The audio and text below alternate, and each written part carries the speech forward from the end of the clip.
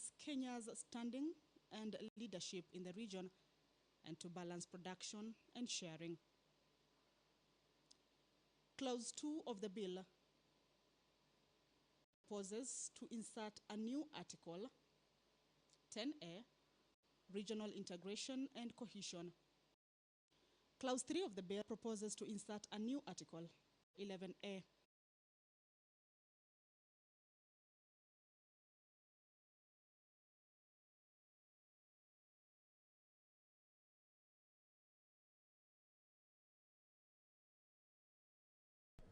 He raised a point of order on his reading and understanding of Article 257, and you did promise that we first dispense with the earlier matter, which was whether to adjourn or not, then we will respond to it. This afternoon, on his way to Parliament, he was stopped by gentlemen who claimed to be police officers from the DCI. They asked him to alight from his car, and he's now in a car headed to, he says he's headed to DCI headquarters, and he doesn't understand what his crime is. You will recall, Mr. Speaker, that 3 months ago, we had the IG seated where Senator Malala is seated, and the DCI seated where our colleague Senator Pereno are seated. We were discussing the unfortunate events of what had happened during the revenue formula debacle. And they made a commitment before this House that anytime senators are considering such monumental issues, if there was an issue that warranted them being arrested, it will be first with consultations of a speaker.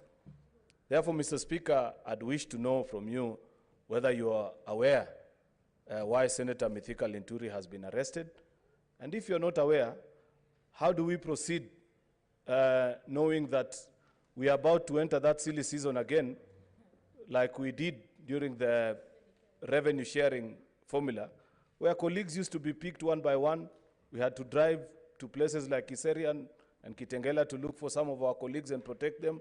So, Mr. Speaker, we need your guidance so that we know how to behave in the next few days if this is what we are going to be through as we discuss this very important matter.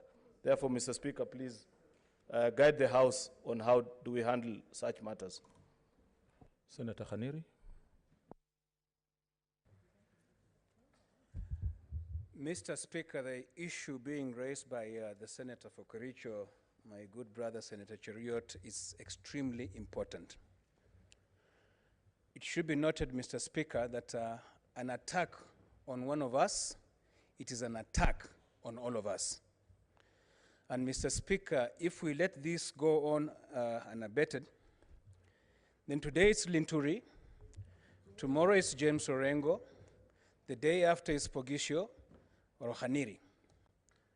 Mr. Speaker, we must stand and speak with one voice as a Senate, that if indeed our colleague has been apprehended, arrested in line of duty, just for performing his constitutional duty, then as a Senate we must protest. Some of us will not participate in the debate this afternoon until it is explained to us what is happening to our colleague. So, Mr. Speaker, you are the leader of this House, and we are urging you, Mr. Speaker, to take this matter seriously. And for me, as a person, I'm declaring that if that is not explained, then I will boycott. I will not participate in the sessions that we are going to have this afternoon and even tomorrow. Senator Mutula Kilonzo Jr. Mr. Speaker, this matter is so serious. And, Mr. Speaker, if Senator Linturi has been arrested in the course of duty, we should all leave this chamber. It's not fair. And Mr. Speaker, I participated in the commission or the inquiry onto the arrest of Senator Malala, Senator of Bomet, Langat, and Lutumbesi. Mr. Speaker, since that time to now, nothing came out of those arrests. It was just pure harassment. At that time, Mr. Speaker, in fact, at that particular moment, the resolution that was made by then the chair, together with the gentlemen from the National Police Service, including the DCI and the IG, was that there will be what is called a liaison committee between the office of the speaker, of the speakers, both houses, and the police, so that if there is something that they need from a member of parliament, including Senate, they would first of all make the necessary inquiries before arresting a person in the middle of proceedings. It's just totally unacceptable. It's wrong. And it doesn't matter what he believes in, because this chamber is supposed to be a chamber of debate. This is not a choir where we are supposed to agree or sing the same song. People are supposed to debate and vote. And it will be misconstrued, Mr. Speaker. Even if there was something that they were looking for, it will be misconstrued that they have arrested him so that they either reduce the number of people here or they intimidate the people who have an alternative view. It is very unfortunate that they will do that. So we hope, Mr. Speaker, and in the case of your predecessor, let me say that and repeat it, I've repeated it again. The police came to Parliament Road during our debate on Election Laws Amendment Bill. We were barricaded here. We got off the car somewhere around Uhuru Highway. Your predecessor adjourned this house, Mr. Speaker, until they moved out of Parliament Road. So there must be an explanation. Otherwise, I said the last time, next time it will be somebody else. And there will never be an end to this. Thank you, Speaker. Senator Kimani Wamatangi.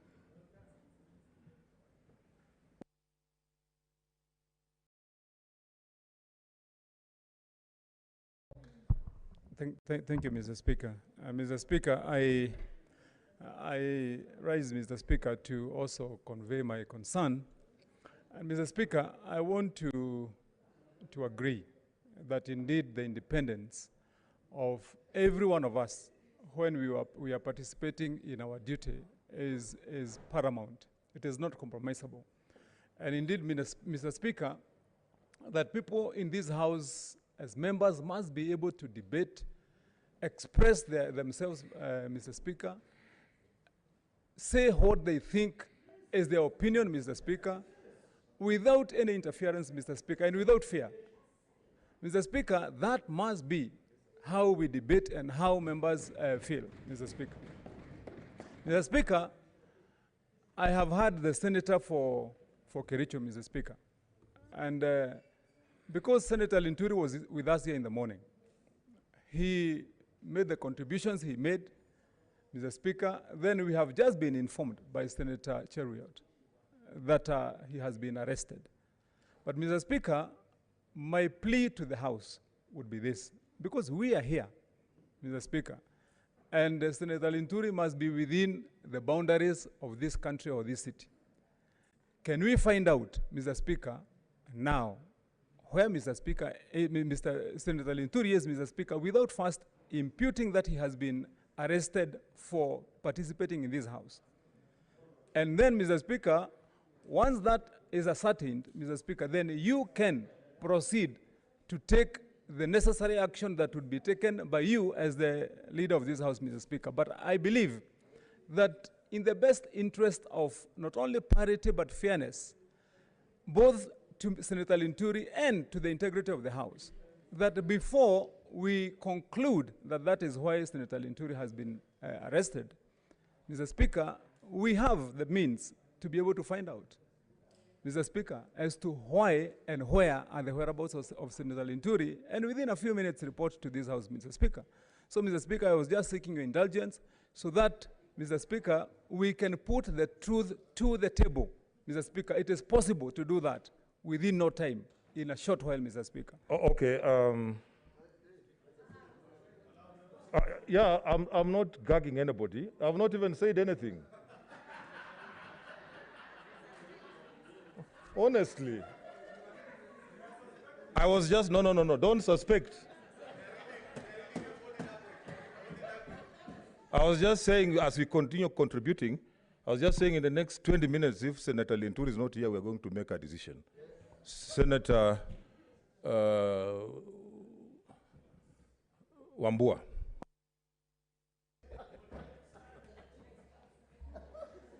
I thank you, Mr. Speaker, for this opportunity. Mr. Speaker, I think I want to be very, very clear on this matter. Mr. Speaker, this is just an attempt to intimidate not just Senator Linturi, but all the senators and all the legislators. Mr. Speaker, I took time to look at this document.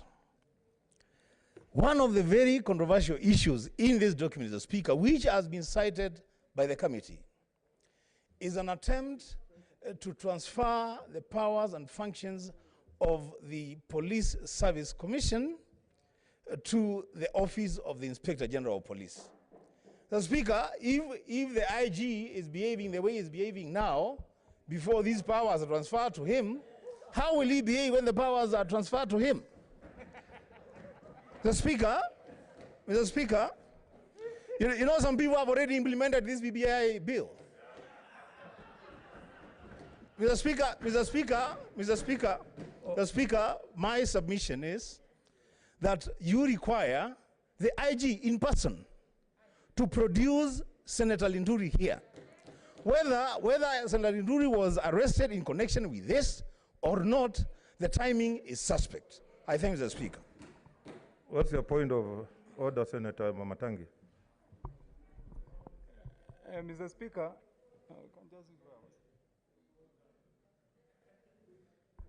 Mr. Speaker, as members ventilate, Mr. Speaker, and as I've just said, it is possible for us to find out where is Senator Linturi. Mr. Speaker, I am informed, and I need to inform the House, because I said we would call and find out that Senator Linturi had a mishap with some police officers who apprehended him, but Mr.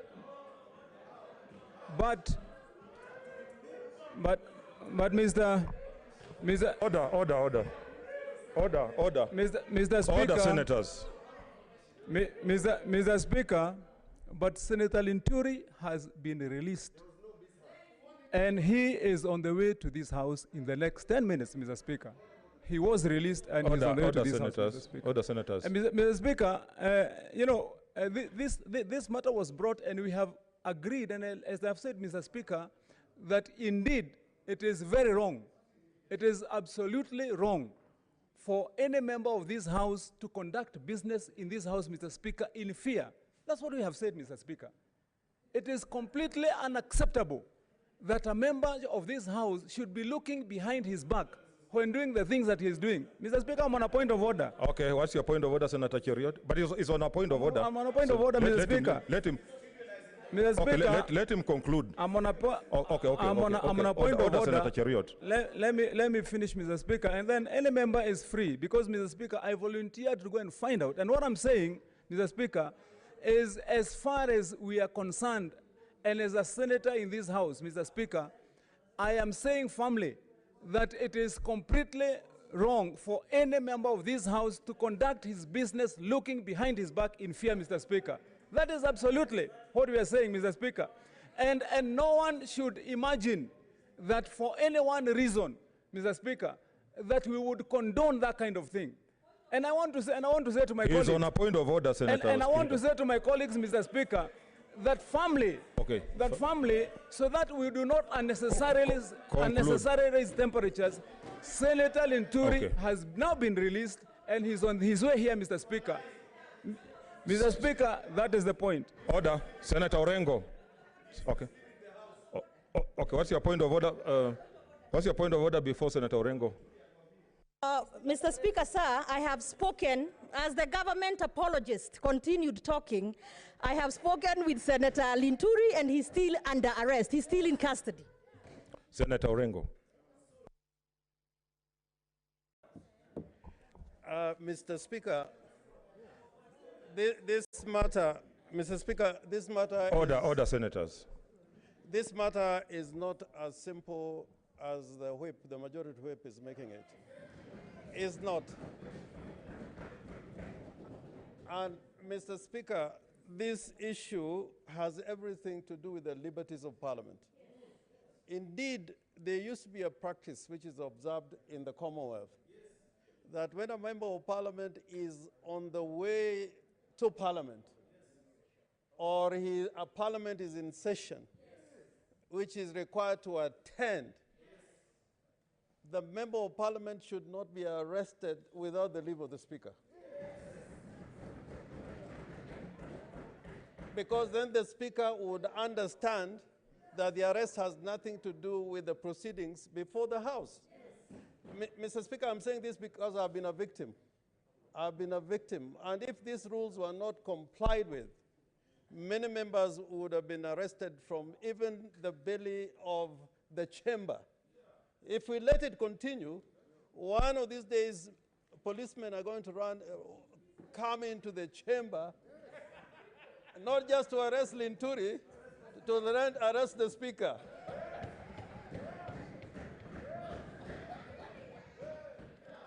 So, Mr. Speaker, at the end of the day, Mr. Speaker, at the end of the day, you are the head of this House. I cannot take the powers of communicating with another arm of government on behalf of parliamentarians. No. In fact, unfortunately, Mr. Wamatangi cannot speak for the executive. He can only speak for this House.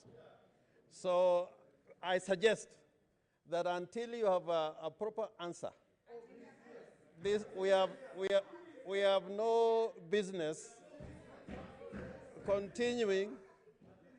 Mr. Clark, I want the Speaker to listen to this.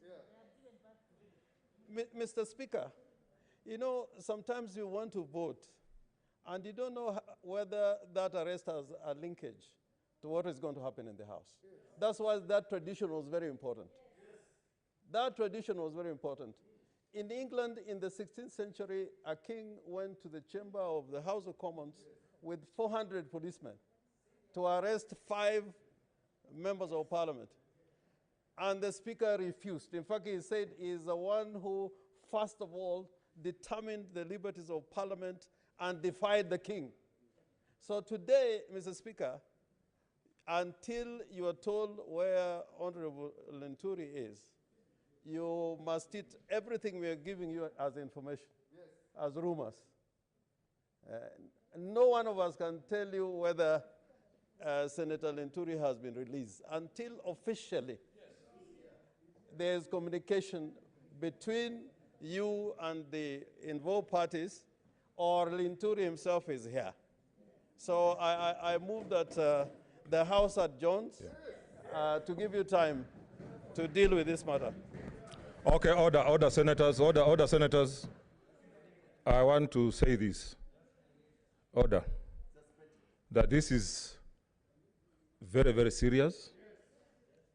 And because of the gravity of the matter and what has been requested, I am suspending the House for 30 minutes, during which time I will use to find out what exactly has happened.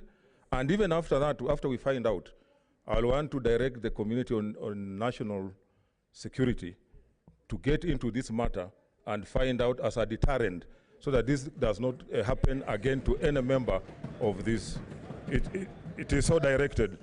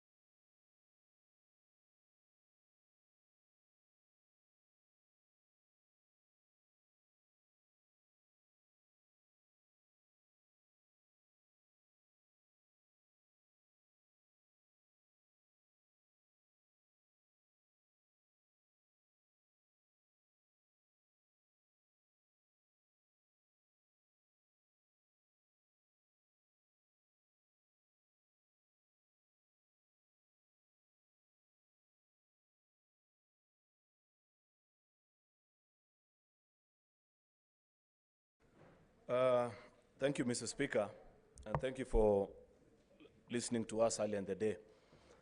But I want to bring to your attention something that has just happened, which perhaps will require your direction and guidance. I received a distress call from one of our colleagues, Senator Mithika Linturi. If you do recall in the morning, he raised a point of order. We first dispensed with the earlier matter, which was whether to adjourn or not, then we will respond to it. This afternoon, on his way to Parliament, he was stopped by a gentleman who claimed to be police officers from the DCI. They asked him to alight from his car, and he's now in a car headed to, he says he's headed to DCI headquarters, and he doesn't understand what his crime is. You will recall, Mr. Speaker, that 3 months ago, we had the IG seated where Senator Malala is seated, and the DCI seated where our colleague Senator Pereno are seated. We were discussing the unfortunate events of what had happened during the, which perhaps will require your direction and guidance. I received a distress call from one of our colleagues, Senator Mithika Linturi. If you do recall in the morning, he raised a point of order on his reading and understanding of Article 257, and you did promise that we first dispense with the earlier matter, which was whether to adjourn or not, then we will respond to it. This afternoon, on his way to Parliament, he was stopped by a gentleman who claimed to be police officers from the DCI. They asked him to alight from his car, and he's now in a car headed to, he says he's headed to DCI headquarters, and he doesn't understand what his crime is. You will recall, Mr. Speaker, that 3 months ago, we had the IG seated where Senator Malala is seated, and the DCI seated where our colleague Senator Pereno are seated. We were discussing the unfortunate events of what had happened during the revenue formula debacle. And they made a commitment before this House that anytime senators are considering such monumental issues, if there was an issue that warranted them being arrested, it will be first with consultations of a speaker. Therefore, Mr. Speaker, I'd wish to know from you whether you are aware why Senator Mithika Linturi has been arrested, and if you're not aware, how do we proceed knowing that we are about to enter that silly season again, like we did during the revenue sharing formula, where colleagues used to be picked one by one. We had to drive to places like Kiserian and Kitengela to look for some of our colleagues and protect them. So, Mr. Speaker, we need your guidance so that we know how to behave in the next few days if this is what we are going to be through as we discuss this very important matter. Therefore, Mr. Speaker, please guide the House on how do we handle such matters. Senator Khaniri. Mr. Speaker, the issue being raised by the Senator for Kericho, my good brother Senator Cheriot, is extremely important. It should be noted, Mr. Speaker, that an attack on one of us, it is an attack on all of us. And Mr. Speaker, if we let this go on unabated, then today it's Linturi, tomorrow it's James Orengo, the day after is Pogisho or Khaniri. Mr. Speaker, we must stand and speak with one voice as a Senate, that if indeed our colleague has been apprehended, arrested in line of duty, just for performing his constitutional duty, then as a Senate we must protest. Some of us will not participate in the debate this afternoon until it is explained to us what is happening to our colleague. So, Mr. Speaker, you are the leader of this House, and we are urging you, Mr. Speaker, to take this matter seriously. And for me, as a person, I'm declaring that if that is not explained, then I will boycott. I will not participate in the sessions that we are going to have this afternoon and even tomorrow. Senator Mutula Kilonzo Jr. Mr. Speaker, this matter is so serious, And Mr. Speaker, if Senator Linturi has been arrested in the course of duty, we should all leave this chamber. It's not fair. And Mr. Speaker, I participated in the commission or the inquiry onto the arrest of Senator Malala, Senator of Bomet, Langat, and Lutumbesi. Mr. Speaker, since that time to now, nothing came out of those arrests.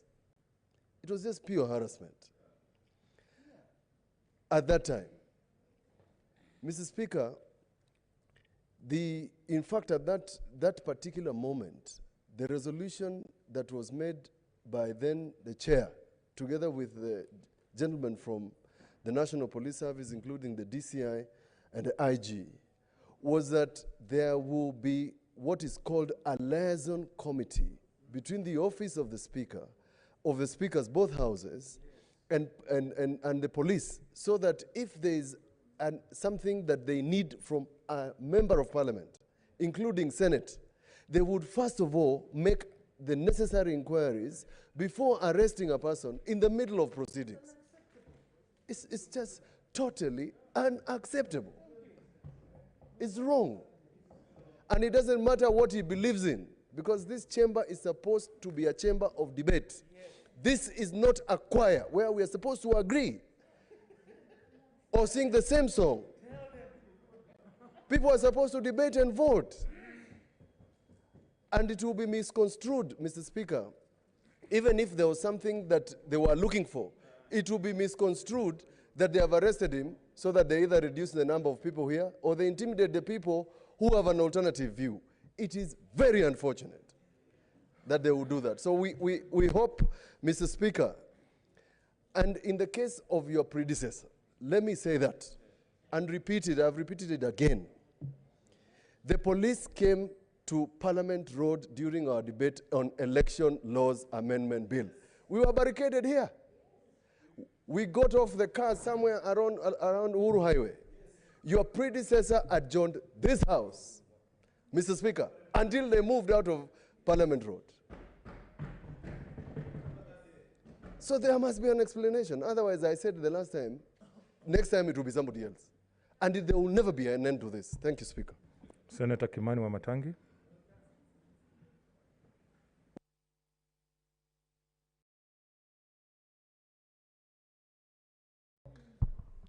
Thank you, Mr. Speaker.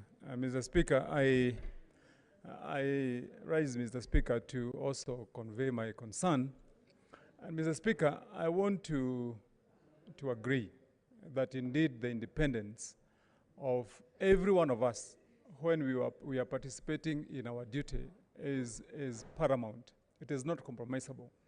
And indeed, Mr. Speaker, that people in this House as members must be able to debate, express themselves, Mr. Speaker, say what they think is their opinion, Mr. Speaker, without any interference, Mr. Speaker, and without fear. Mr. Speaker, that must be how we debate and how members feel, Mr. Speaker. Mr. Speaker, I have heard the senator for Kericho, Mr. Speaker, and because Senator Linturi was with us here in the morning, he made the contributions he made, Mr. Speaker. Then we have just been informed by Senator Cheruiyot that he has been arrested. But Mr. Speaker, my plea to the House would be this, because we are here, Mr. Speaker, and Senator Linturi must be within the boundaries of this country or this city. Can we find out, Mr. Speaker, now, where Mr. Speaker, Senator Linturi is, Mr. Speaker, without first imputing that he has been arrested for participating in this House. And then, Mr. Speaker, once that is ascertained, Mr. Speaker, then you can proceed to take the necessary action that would be taken by you as the leader of this House, Mr. Speaker. But I believe that in the best interest of not only parity but fairness, both to Senator Linturi and to the integrity of the House, that before we conclude that that is why Senator Linturi has been arrested, Mr. Speaker, we have the means to be able to find out, Mr. Speaker, as to why and where are the whereabouts of Senator Linturi, and within a few minutes report to this House, Mr. Speaker. So, Mr. Speaker, I was just seeking your indulgence so that, Mr. Speaker, we can put the truth to the table. Mr. Speaker, it is possible to do that within no time, in a short while, Mr. Speaker. Okay. Yeah, I'm not gagging anybody. I've not even said anything. Honestly. I was just, no, don't suspect. I was just saying, as we continue contributing, I was just saying in the next 20 minutes, if Senator Linturi is not here, we're going to make a decision. Senator Wambua.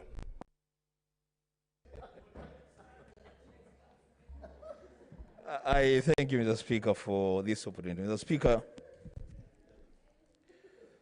I think I want to be very, very clear on this matter. Mr. Speaker, this is just an attempt to intimidate not just Senator Linturi, but all the senators and all the legislators. Mr. Speaker, I took time to look at this document. One of the very controversial issues in this document, Mr. Speaker, which has been cited by the committee, is an attempt to transfer the powers and functions of the Police Service Commission to the Office of the Inspector General of Police.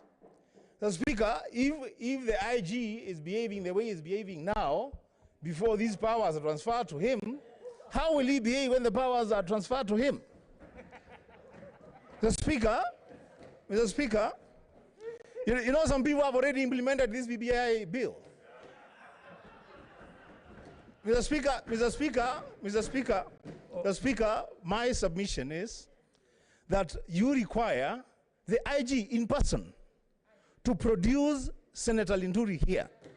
Whether Senator Linturi was arrested in connection with this or not, the timing is suspect. I thank the Speaker. What's your point of order, Senator Mamatangi? Mr. Speaker,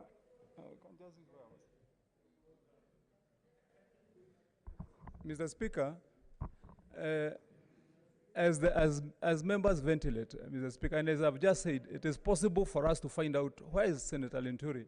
Mr. Speaker, I am informed, and I need to inform the House, because I said we would call and find out that Senator Linturi had a mishap with some police officers who apprehended him, but Mr.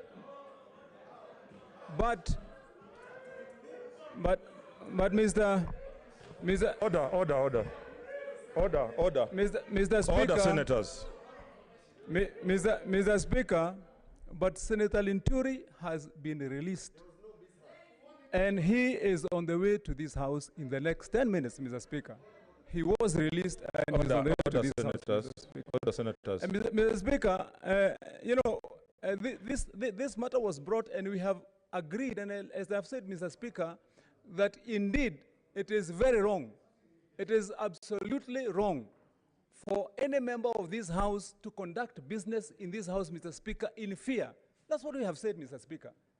It is completely unacceptable that a member of this House should be looking behind his back when doing the things that he's doing. Mr. Speaker, I'm on a point of order. Okay, what's your point of order, Senator Cheriot? But it's on a point of order. I'm on a point of order, Mr. Speaker. Let him. Mr. Speaker, okay, let him conclude. I'm on a point order, of order. Senator Cheriot. Let me finish, Mr. Speaker, and then any member is free, because, Mr. Speaker, I volunteered to go and find out. And what I'm saying, Mr. Speaker, is as far as we are concerned, and as a senator in this House, Mr. Speaker, I am saying firmly that it is completely wrong for any member of this House to conduct his business looking behind his back in fear, Mr. Speaker. That is absolutely what we are saying, Mr. Speaker. And no one should imagine that for any one reason, Mr. Speaker, that we would condone that kind of thing. And I want to say to my colleagues. He's on a point of order, Senator. And I want to say to my colleagues, Mr. Speaker, that family, Okay. so that we do not unnecessarily raise temperatures. Senator Linturi Okay. has now been released, and he's on his way here, Mr. Speaker. Mr. Speaker, that is the point. Order. Senator Orengo. Okay. Okay, what's your point of order? What's your point of order before Senator Orengo?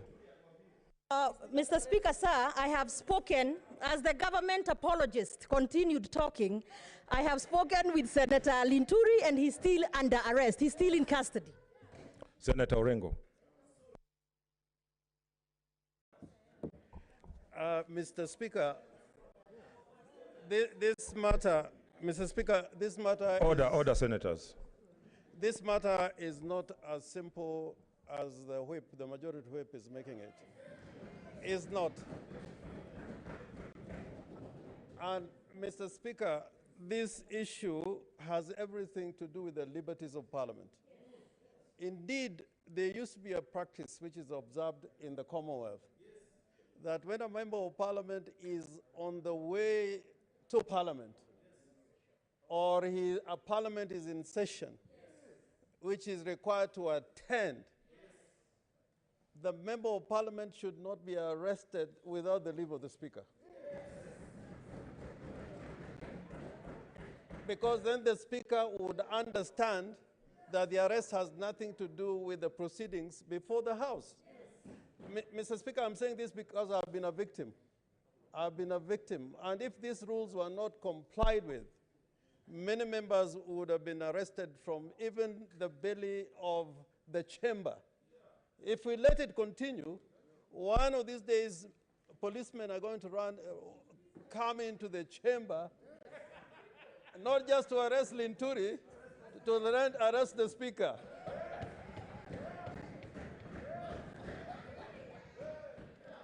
So, Mr. Speaker, at the end of the day, Mr. Speaker, at the end of the day, you are the head of this House. I cannot take the powers of communicating with another arm of government on behalf of parliamentarians. No. In fact, unfortunately, Mr. Wamatangi cannot speak for the executive. He can only speak for this House. So I suggest that until you have a proper answer, we have no business continuing.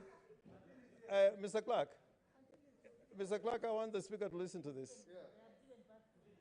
Yeah. Mr. Speaker, you know, sometimes you want to vote, and you don't know whether that arrest has a linkage to what is going to happen in the House. Yes. That's why that tradition was very important. Yes. That tradition was very important. In England, in the 16th century, a king went to the chamber of the House of Commons with 400 policemen to arrest 5 members of Parliament.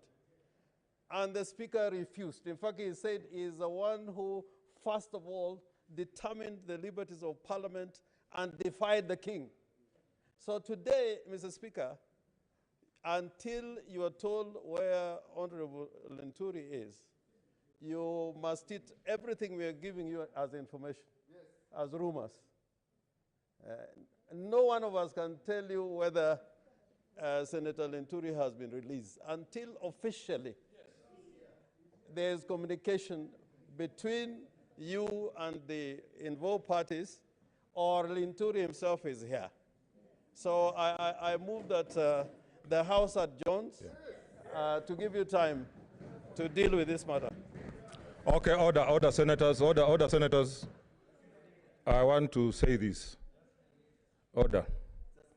That this is very, very serious. And because of the gravity of the matter and what has been requested, I am suspending the House for 30 minutes, during which time I will use to find out what exactly has happened. And even after that, after we find out, I'll want to direct the community on national security to get into this matter and find out as a deterrent so that this does not happen again to any member of this. It is so directed. Senator Cheriot.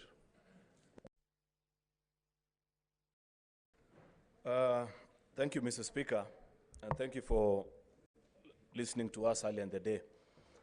But I want to bring to your attention something that has just happened, which perhaps will require your direction and guidance. I received a distress call from one of our colleagues, Senator Mithika Linturi.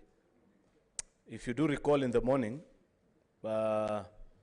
he raised a point of order on his reading and understanding of Article 257, and you did promise that we first dispense with the earlier matter, which was whether to adjourn or not, then we will respond to it. This afternoon, on his way to Parliament, he was stopped by a gentleman who claimed to be police officers from the DCI. They asked him to alight from his car, and he's now in a car headed to, he says he's headed to DCI headquarters, and he doesn't understand what his crime is. You will recall, Mr. Speaker, that 3 months ago, we had the IG seated where Senator Malala is seated, and the DCI seated where our colleague Senator Pereno are seated. We were discussing the unfortunate events of what had happened during the revenue formula debacle. And they made a commitment before this House that anytime senators are considering such monumental issues, if there was an issue that warranted them being arrested, it will be first with consultations of a speaker. Therefore, Mr. Speaker, I'd wish to know from you whether you are aware why Senator Mithika Linturi has been arrested. And if you're not aware, how do we proceed knowing that we are about to enter that silly season again, like we did during the revenue sharing formula, where colleagues used to be picked one by one. We had to drive to places like Kiserian and Kitengela to look for some of our colleagues and protect them. So, Mr. Speaker, we need your guidance so that we know how to behave in the next few days if this is what we are going to be through as we discuss this very important matter. Therefore, Mr. Speaker, please guide the House on how do we handle such matters. Senator Khaniri.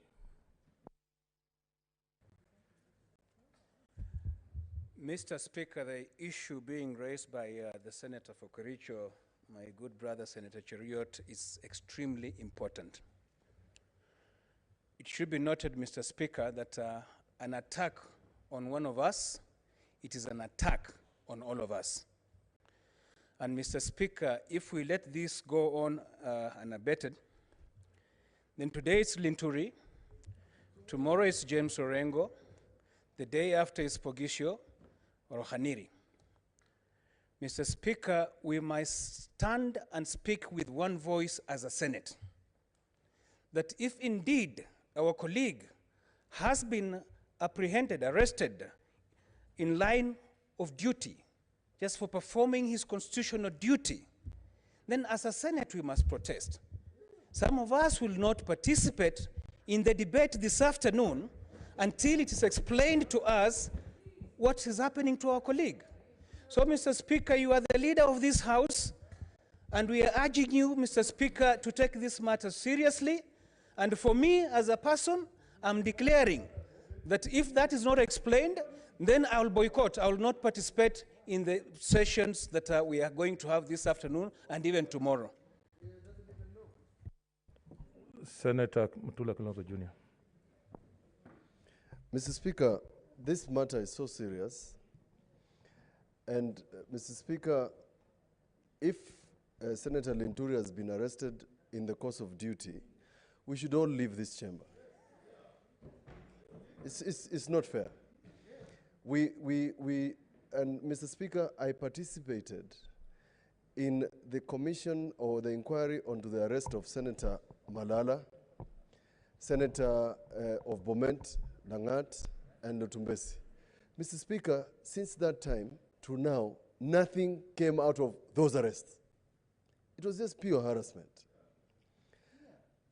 At that time, Mr. Speaker, in fact, at that particular moment, the resolution that was made by then the chair, together with the gentlemen from the National Police Service, including the DCI and the IG, was that there will be what is called a liaison committee between the office of the speakers, both houses, and the police, so that if there is something that they need from a member of parliament, including Senate, they would first of all make the necessary inquiries before arresting a person in the middle of proceedings. It's just totally unacceptable. It's wrong. And it doesn't matter what he believes in, because this chamber is supposed to be a chamber of debate. This is not a choir where we are supposed to agree or sing the same song. People are supposed to debate and vote. And it will be misconstrued, Mr. Speaker. Even if there was something that they were looking for, it will be misconstrued that they have arrested him so that they either reduce the number of people here or they intimidate the people who have an alternative view. It is very unfortunate that they will do that. So we hope, Mr. Speaker, and in the case of your predecessor, let me say that and repeat it, I've repeated it again. The police came to Parliament Road during our debate on Election Laws Amendment Bill. We were barricaded here. We got off the car somewhere around Uhuru Highway. Your predecessor adjourned this house, Mr. Speaker, until they moved out of Parliament Road. So there must be an explanation. Otherwise, I said the last time, next time it will be somebody else. And there will never be an end to this. Thank you, Speaker. Senator Kimani Wamatangi.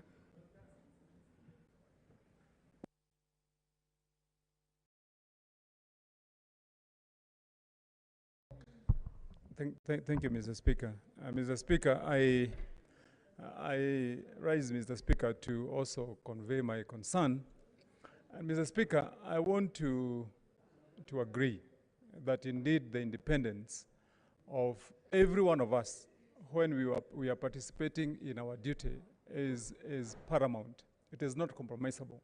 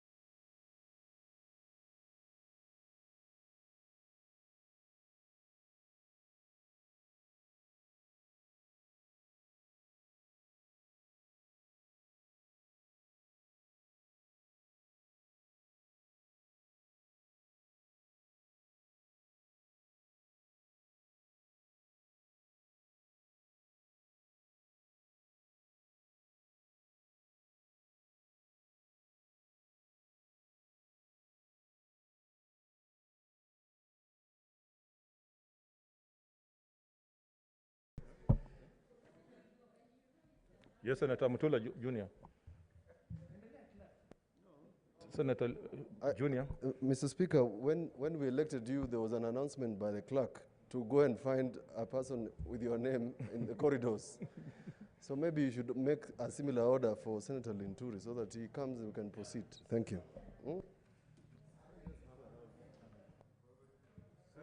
Senator Linturi.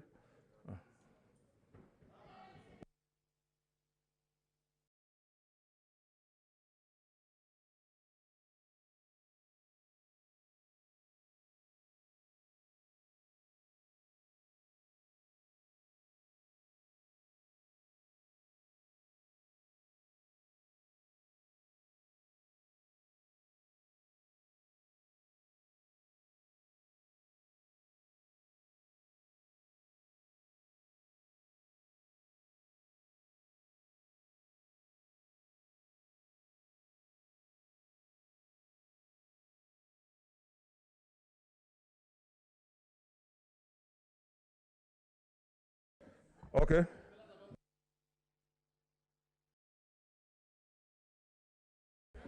Okay, order, members.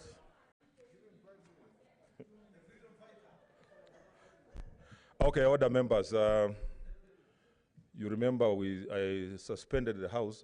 I'm a servant of this House. And I go by the wishes of this House. So we suspended the sitting because one of us was missing. Now he's here. I'll give him 5 minutes to tell us where he was. Senator Linturi.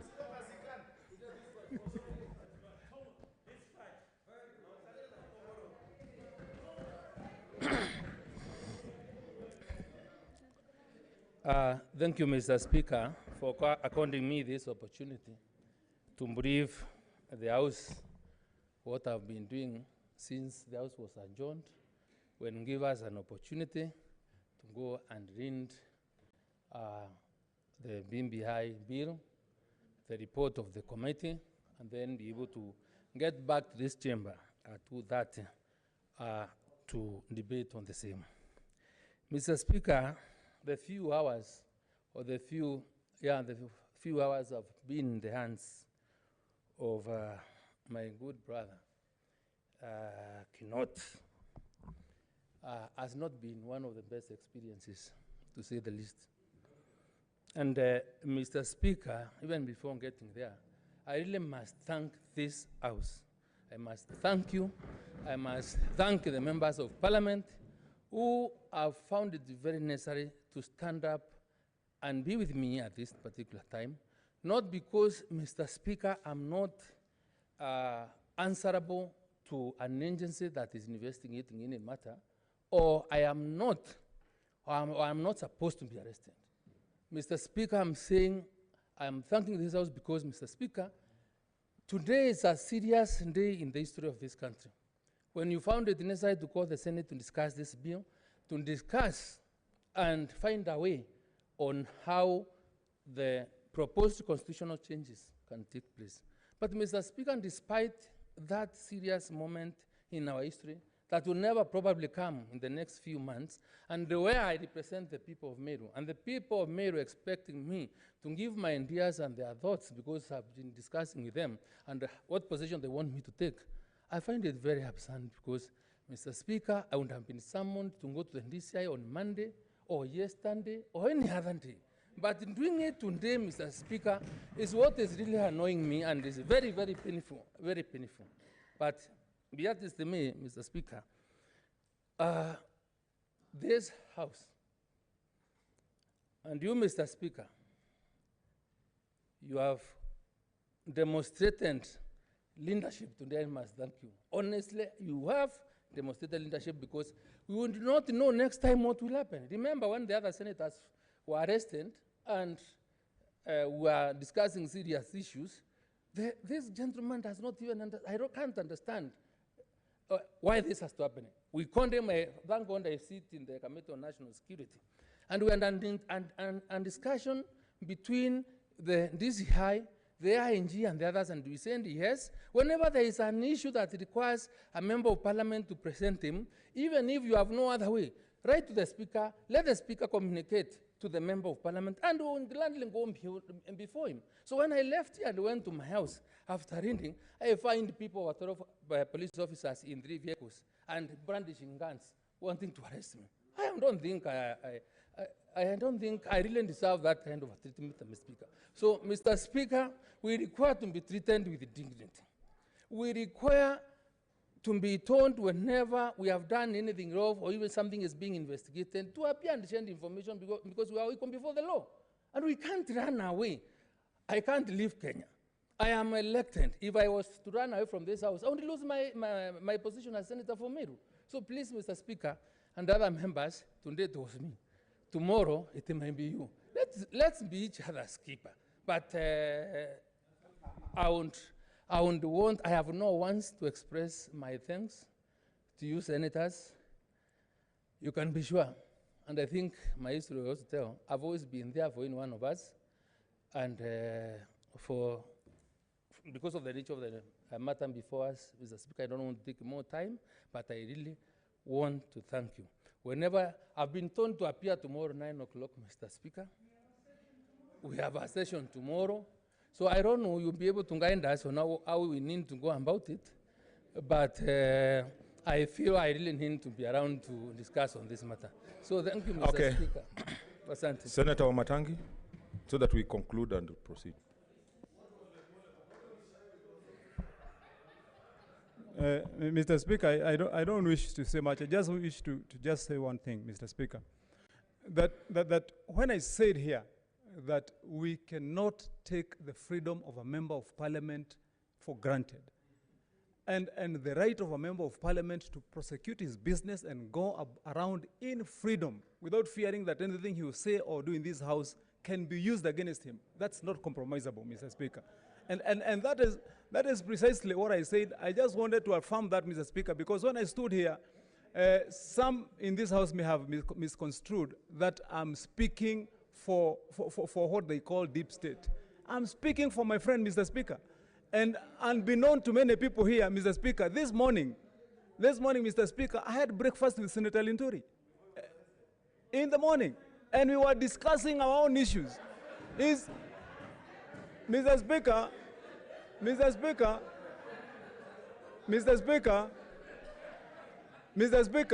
let me put it to rest for anyone who is in doubt. Order, senators. Senator Linturi is my personal friend for many years, and he ought to have said that when he's here. Our relationship has not started yesterday. And so when I went to speak there, Mr. Speaker, I was not speaking for only a member of parliament, I was speaking for a friend, Mr. Speaker. Okay, and that's what we shall do for any member, if there is anything, Mr. Speaker. Thank you. Order, senators.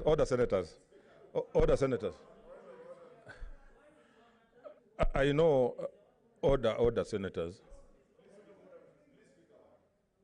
Okay, Senator Cheriot, I think we want to... Thank you, Mr. Speaker. As a House, we really appreciate, first of all, you listening to our plight and the fact that this solidarity has brought Senator Linturi back to the House.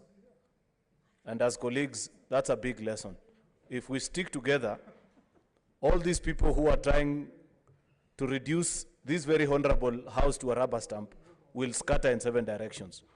Even as we transact the business that is before us, Mr. Speaker, I want to plead with all our colleagues that please let this be the guiding spirit and attitude, because we have a duty that surpasses our political leanings or any ambitions that we may carry, either our own or for different people. Mr. Speaker, Senator Linturi has made a request to you that tomorrow at 10 a.m. he'd wish to be in the chamber and participate in the deliberations without feeling bothered or intimidated or as if he has to report somewhere else. Will it be too much, Mr. Speaker, if we made a request to you as a House that you write to the people that are looking for Senator Linturi, let them know that tomorrow is a very important day in the calendar of this legislature, as such that Senator Mithika Linturi is not available at any time between 10 a.m. and 6:30 p.m. Afterwards, if we conclude the business that will be before us, they can look for him. And I'm sure he's a good, respectable civil servant, civil citizen. Therefore, he will present himself if they want him afterwards. Therefore, Mr. Speaker, my humble request is that you just guarantee Senator Linturi of his presence in the House tomorrow at 10 a.m. Okay, order. Let me say this, so that we are able to make progress. One, I have already spoken to the IG and the Minister for Interior that Linturi will not appear until this matter is concluded. So tomorrow Linturi will, Senator Linturi will be with us here. Number two, we have also agreed that no member of any assembly, be it county assembly, national assembly, or senate, will be arrested without the speaker's knowledge. I've spoken to the minister, and there were witnesses in my office when I was speaking to him, and I hope we are going to stick to that, because like you have rightly said, we must protect our house, we must protect the integrity. Like you said, next time it will be the speaker. And I would expect you to defend me. So that is where we are. So I think let's proceed according to the lead of majority to, let's make progress. Next order, sorry. Next order. Order number 1, the Constitution of Kenya Amendment Bill 2020, second reading. Okay, what is it, Senator Sakaja? Thank you, Mr. Speaker. Mr. Speaker, I would not exasperate you with the same issue. Mr. Speaker, just to draw your attention, and members, you know, we have recently lost colleagues, in fact, one colleague due to COVID. And the numbers don't look good. Mr. Speaker, I have seen 2 members using the same microphone without a mask before it is sanitized. And I am not pointing at any part of this house, but we're not all distanced properly, and there's seating, there's space. I just urge members, through you, Mr. Speaker, not to, even if you've been vaccinated, our departed colleague was vaccinated. Mr. Speaker, that we don't take it lightly and just consider that, especially for use of the dispatch. I've seen the leader is going back to the dispatch. Senator Mithika used the same one. After Mithika, Senator Wamatangi went before it was sanitized. Let's just be careful, Mr. Speaker. No, yeah, not before, okay. It was not. Okay. Not no, before Wamatangi. Order. I think it's raising a very, it's a pregnant point. So I think let us observe social distancing. This thing is really, you've heard our colleagues talk about it. We had Senator Wako, he had a very moving story about it. So it can attack any of us, and even Senator Kiraitu. So let us be careful. We are told even if you are vaccinated, you can still get COVID. Only that it may not take you very fast, but it can have an impact. It can be a slow puncture. So, leader of majority. Yeah. Okay, Senator Farhia. Okay. Thank you, Mr. Speaker.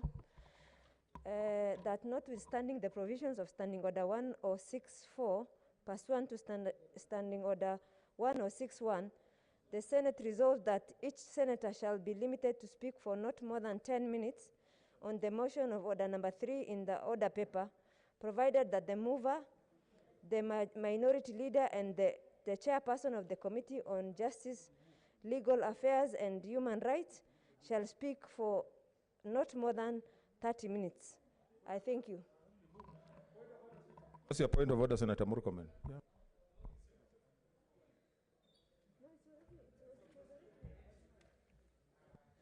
Mr. Speaker, I feel even before Senator Faria moves the motion she's moving, you had already made a communication that each senator has 20 minutes.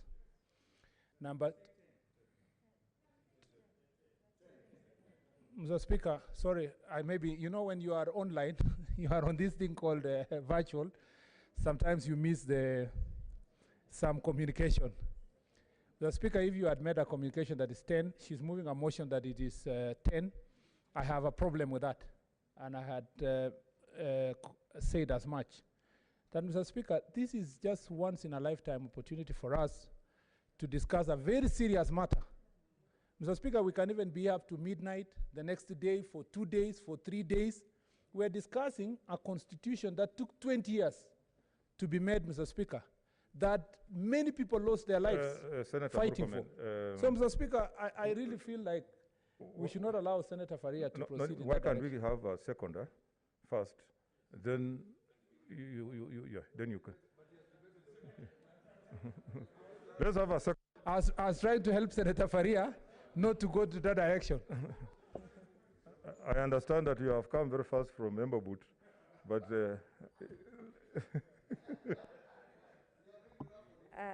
I beg to move and yes, who is seconding? I beg to move and request Senator Pareno to second.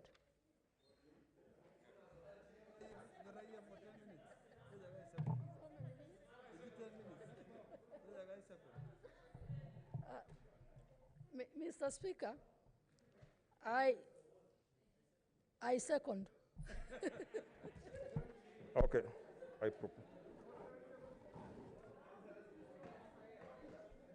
Okay, order, members. I propose the question, which is that notwithstanding the provisions of Standing Order 1064, pursuant to Standing Order 1061, the Senate resolves that each senator shall be limited to speak for not more than 10 minutes on the motion at order number 1 in the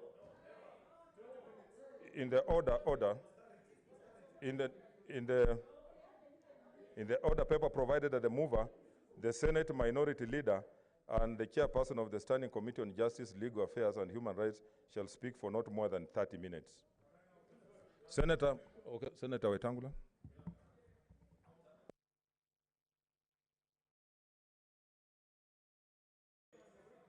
Can you sanitize the microphone?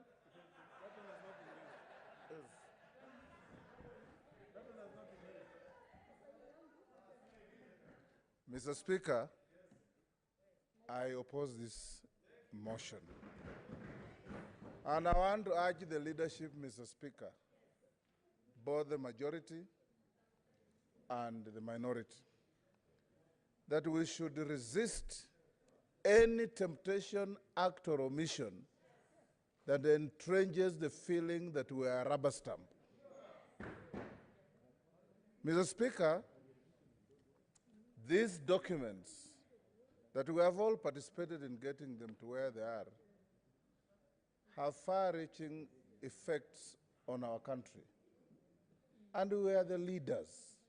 We are the representatives of the millions of Kenyans out there.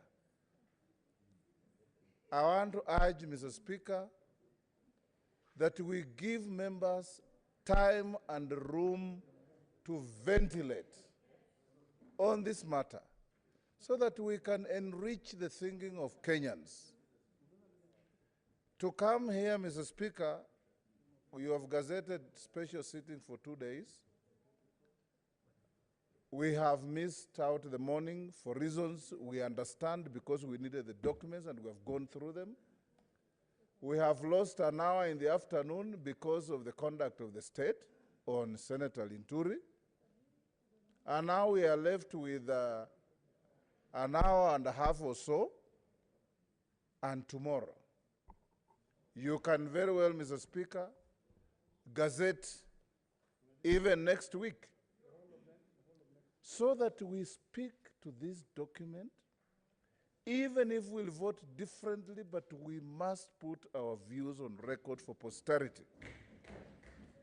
Because, Mr. Speaker, we are touching and affecting the lives of each and we must tell Kenyans why we are doing so. We have already been told repeatedly by some young politicians out there that we have no right to question, that were rubber stamps, that were conveyor belts, that not even a comma, that whatever. If that is the case, the adage of Parliament remains, have your way, let me have my say. And that's what we should give Kenyans, Mr. Speaker, and allow us, give the majority leader, the minority leader, the usual 1 hour, and I suggest that you give us 20 minutes for some members. Some of us will require about 40 minutes so that we can ventilate on this matter as seriously and as exhaustively as we can. Thank you, Mr. Speaker.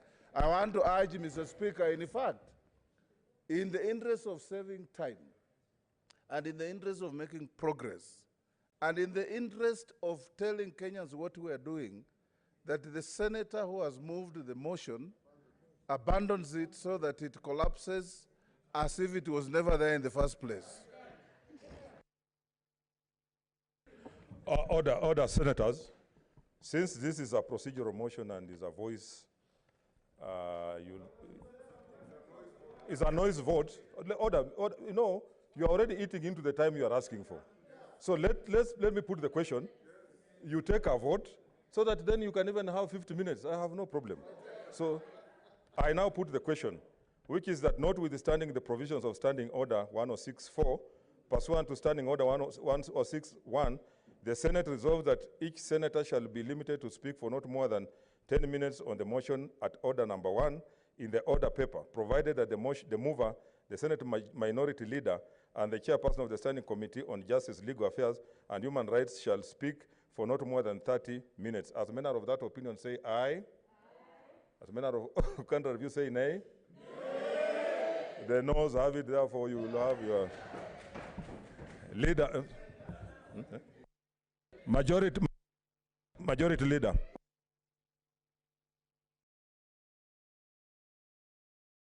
It's been sanitized.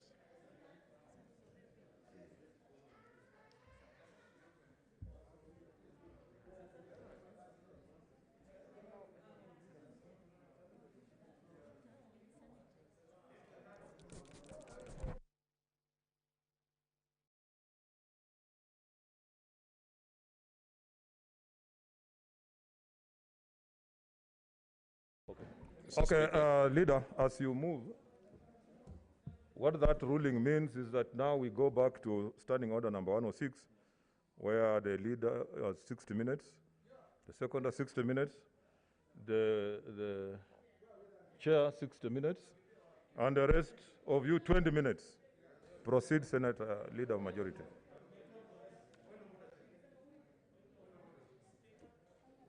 Point of order. What's your point of order, Senator Sakaja? Thank you, Mr. Speaker. And Mr. Speaker, I'd urge that you're able to listen. Mr. Speaker, we appreciate that you've clarified that now we go back to the status quo, where the leader of majority and the seconder have an hour, and the chair of the committee has 30 minutes. Mr. Speaker, I'd like to request, because the reason the chair of the committee has 30 minutes is because he's led this process very ably, and he has penned a report. Mr. Speaker, I also have a minority report that is informing the debate. So, Mr. Speaker, I urge that I get, while the chair might need 30, I would need just 60 minutes, Mr. Speaker. 60 minutes is 1 hour to move the minority report. Order. To give context, or at the very least, Chair, as I finish, to be treated as equally as the chair in terms of the time given, so that members can understand the different perspective in the minority report. So, Chair, I'm requesting you to give discretion for me to have at least 40 minutes, Mr. Speaker. Chair, thank you. Order, senators. There's only one speaker in this house. And he was addressing the speaker. So these are the things we are talking about. I would argue that you will have your time. Let the speaker have his time. Senator Chilo Ayako has a point of order virtually. Let's see him. Senator Chilo Ayako.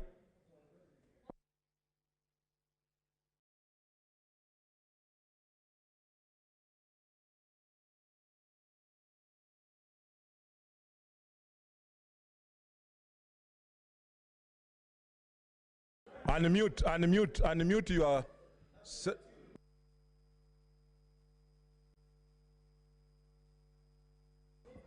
Order. Let's hear him. We can't hear you.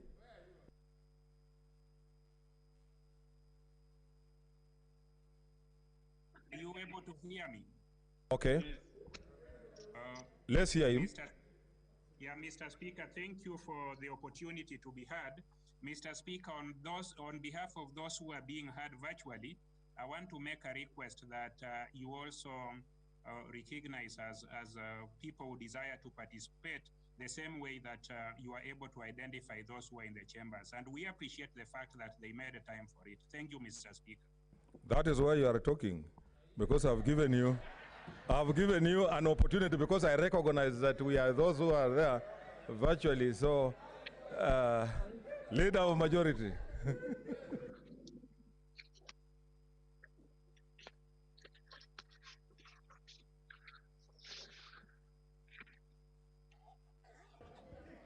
Okay. Speaker, thank you, Speaker. Speaker, even as I go to move this motion, Speaker, can I advise on my side that they keep distance? At the back there, I don't see the distance being kept, Speaker, social distancing. If you can direct... Proceed. If you can direct, people need to sit on seats which are labeled as a Speaker so that we don't have the problem that has been said before. Speaker, I beg to move that the Constitution of Kenya Amendment Bill... Senator Nderitu, what is the point of order? Senator Sakaja made a request which was not answered, so he doesn't know where he stands. We have not concluded yet. We have just started. I will give an answer at an appropriate time. Leader of majority, proceed.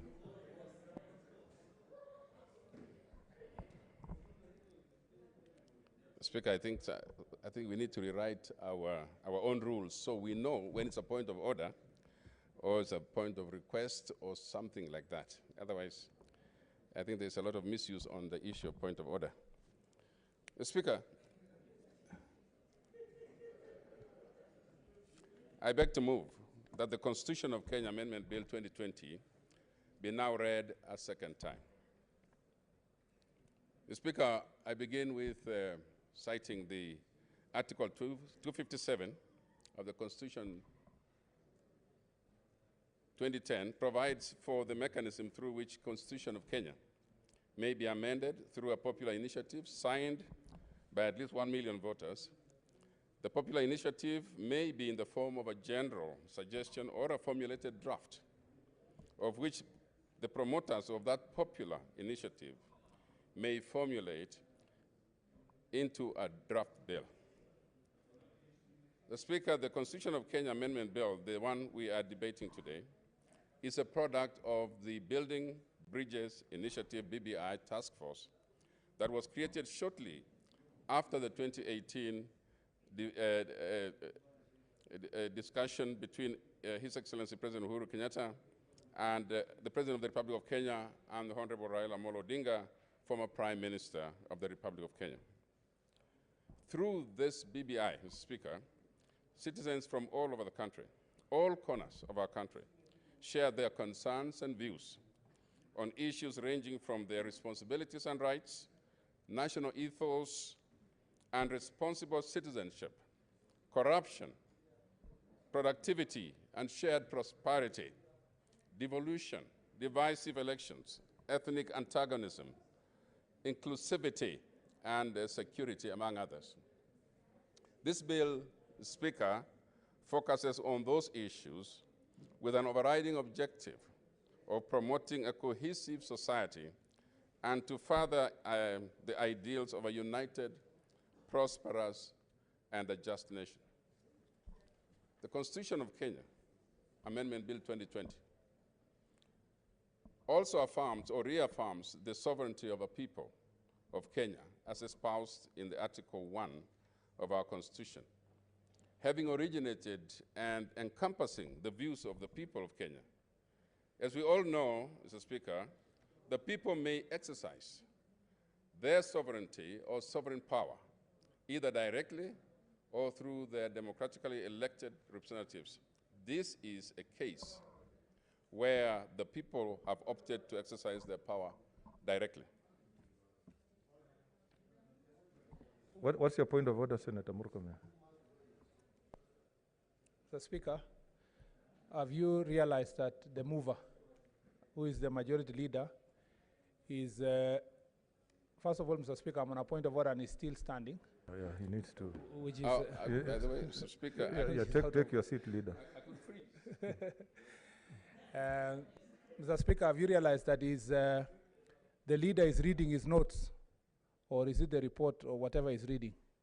Which, Mr. Speaker, you know I'm a proponent of Senate changing its standing orders to allow senators to read their notes if they want, like American Senate. But as it stands now, the standing orders do not allow anyone to read notes while debating, unless with the permission of the Speaker. Did you grant him the permission, Mr. Speaker, to read his notes? He was not reading. I think he was just making references, looking at. I'll observe if he reads. Thank you. But Thank so you. far, I think he's just making references to. In fact, Mr. Speaker, I'm just holding them. This is. I have a problem having nothing to hold. But true enough, Speaker, I am only making reference to them. If you notice, Mr. Speaker, I take my eyes off more often than I put them on there. And, Mr. Speaker, it's also important when you're quoting the law to have a look at it. I mean, and actually quote it from the written notes. It's just that one way of my predecessor trying to say hello, which I appreciate, Mr. Speaker.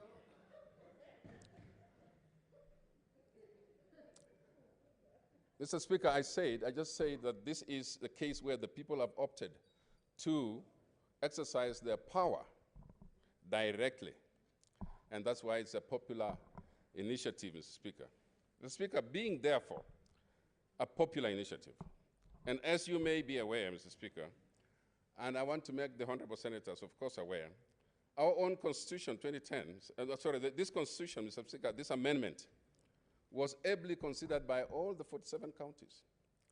The bill was overwhelmingly passed by 43 out of the 47 counties, Mr. Speaker.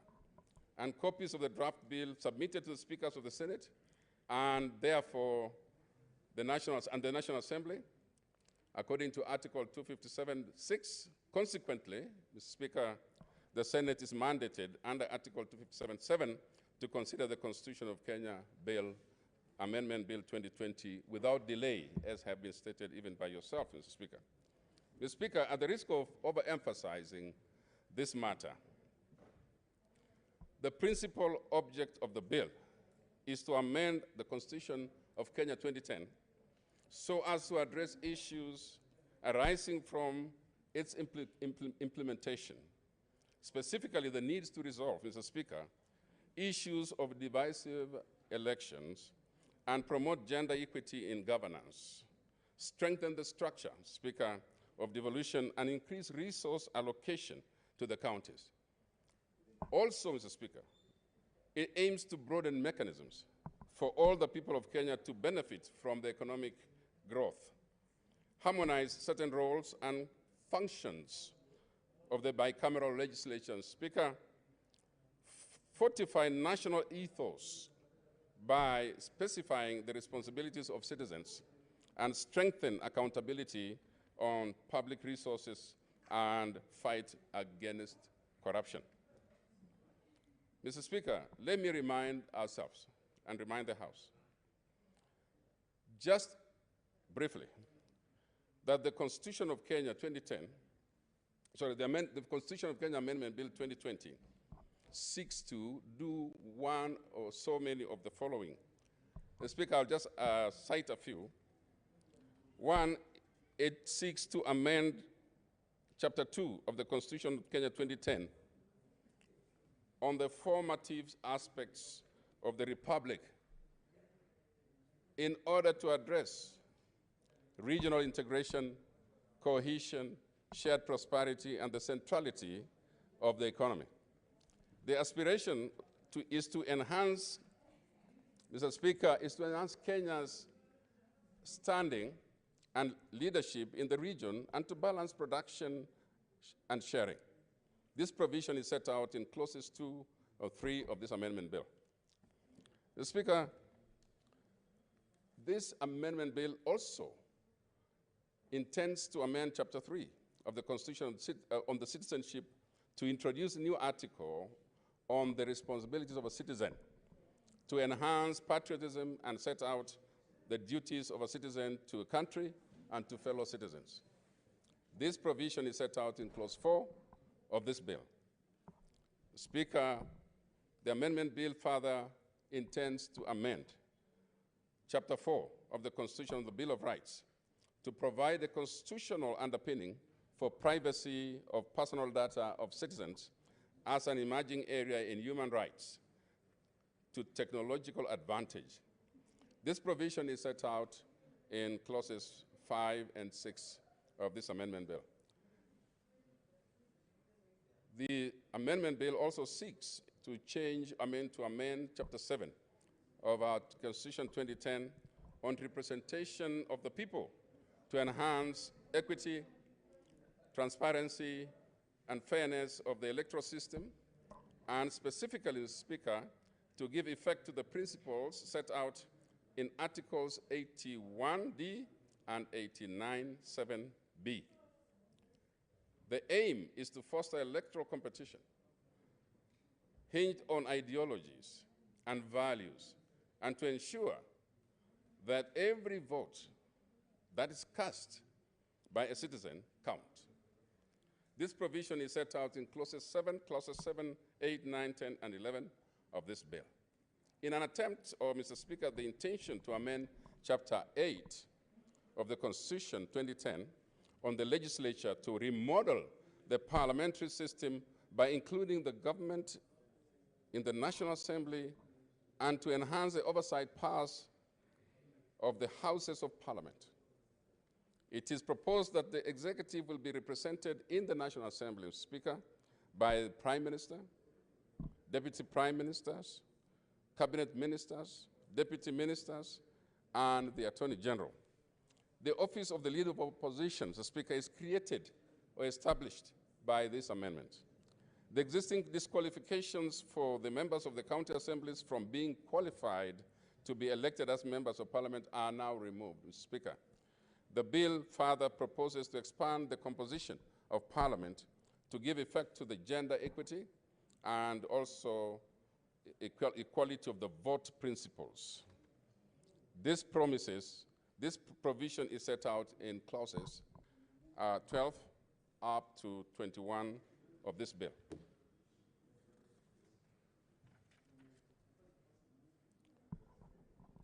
The Speaker, to amend Chapter 9 of the Constitution on the executive to broaden the executive structures to achieve inclusivity is one of the other intentions of this amendment bill. The Constitution of Kenya Amendment Bill 2020 talks about cohesiveness and the unity of the benefit of the people. This chapter introduces the office of the Prime Minister and 2 deputy Prime Ministers with leadership roles in the executive and Parliament. It also provides, Mr. Speaker, that cabinet ministers may be appointed from among members of the National Assembly. This provision is set out in clause 22 up to 36 of the bill. And Speaker, we all know that this is not new in this country.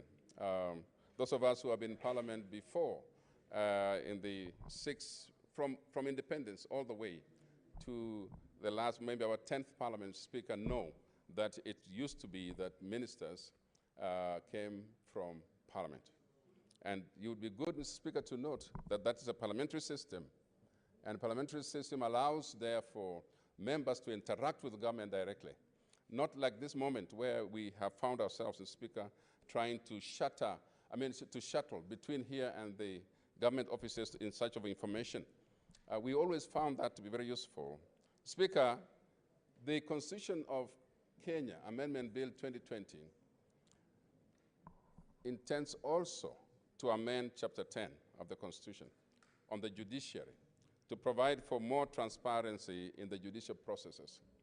The proposed amendments provide for the finality of the decisions of the Court of Appeal in petitions concerning an election and limits the tenure of the President of the Court of Appeal and High Court to 5 years. The amendments further provide for the tenure of the Deputy Chief Justice and aligns it with that of the Chief Justice. This bill, therefore, further seeks, Mr. Speaker, to introduce the Judiciary Ombudsman as a non-voting member of the Judicial Service Commission. This provision is found in clauses 37 to 44 of the bill. Mr. Speaker, further, the Constitution of Kenya Amendment Bill intends to amend Chapter 11 of the Constitution on the devolved government to provide for further clarity on the nomination of members of the County Assembly and powers of the county governor. This provision is set out in clauses 45 up to 48 of this bill. The Speaker further intends to amend Chapter 12 of the Constitution on Public Finance to streamline various finance principles and processes to promote efficiency and ensure expenditures are directed to maximize utility. The proposals, Mr. Speaker, promote the actualization of the rights guaranteed under Article 43 and strengthens devolution. This provision is set out in Article 49, in Clause 49 up to 61 of this bill.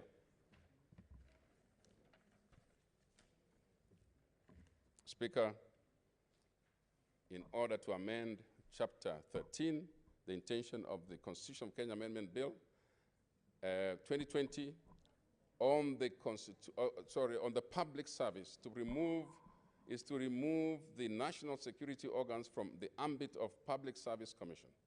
This provision is set out in clauses 62 and 63 of this bill. Further, in order to amend Chapter 14 of the Constitution on national security to provide clarity on the unit of command in the service, this bill provides in clauses 64 to 67 that simplifies that matter for us and provides for it. The Speaker, Chapter 15 is the other one that is intended to be amended by this constitutional amendment bill. It is on the constitution of commissions and the independent offices to require constitutional commissions to enhance corporate governance practices in managing the affairs of the commissions and independent offices, and to include, Mr. Speaker, the Director of Public Prosecutions as an independent office. This provision is set out in clauses 68 and 69 of the bill. Speaker, sir, in order to amend Chapter 16 of the Constitution, or the intention is to amend Chapter 16 of the Constitution on the general provisions to provide for the filling of a vacancy of an appointive office under the Constitution, and requires that the process of replacing the holder of an office shall commence at least 6 months before the lapse of the term of that office holder, and conclude, Mr. Speaker, before the lapse of the term of that office holder, and conclude before the lapse of the term of the office holder. That means 6 months before, and we must be finished within 6 months, Mr. Speaker. This is to ensure a seamless transition and fewer disruptions in the running of appointive constitutional state offices. This provision, Speaker, is in clauses 70 and 71 of this amendment bill.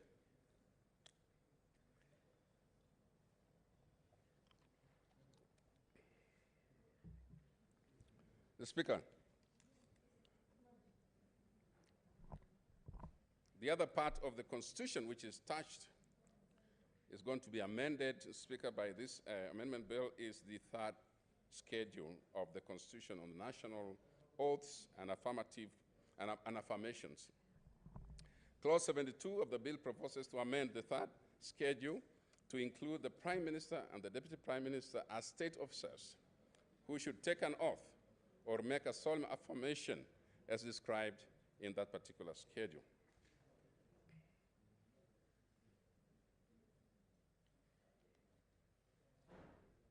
Speaker, in addition to the above cited clauses, also the first schedule to the bill lists the legislation proposed for Parliament to enact and the recommended time and specification in order to ensure a full implementation, Mr. Speaker, of the proposed amendments of the Constitution. To this effect, Clause 73 of this bill provides that Kenya Law Reform Commission and the Attorney General shall prepare the relevant bills to introduce to Parliament. The Speaker, also to amend the second schedule of the bill, and Clause 74 outlines the transition and consequential provisions on various aspects, including saving terms of office of various institutions restricted in the bill. The schedule further guides on the manner of delimitation in respect of additional 70 constituencies that have been proposed. That is to be found in Clause 74.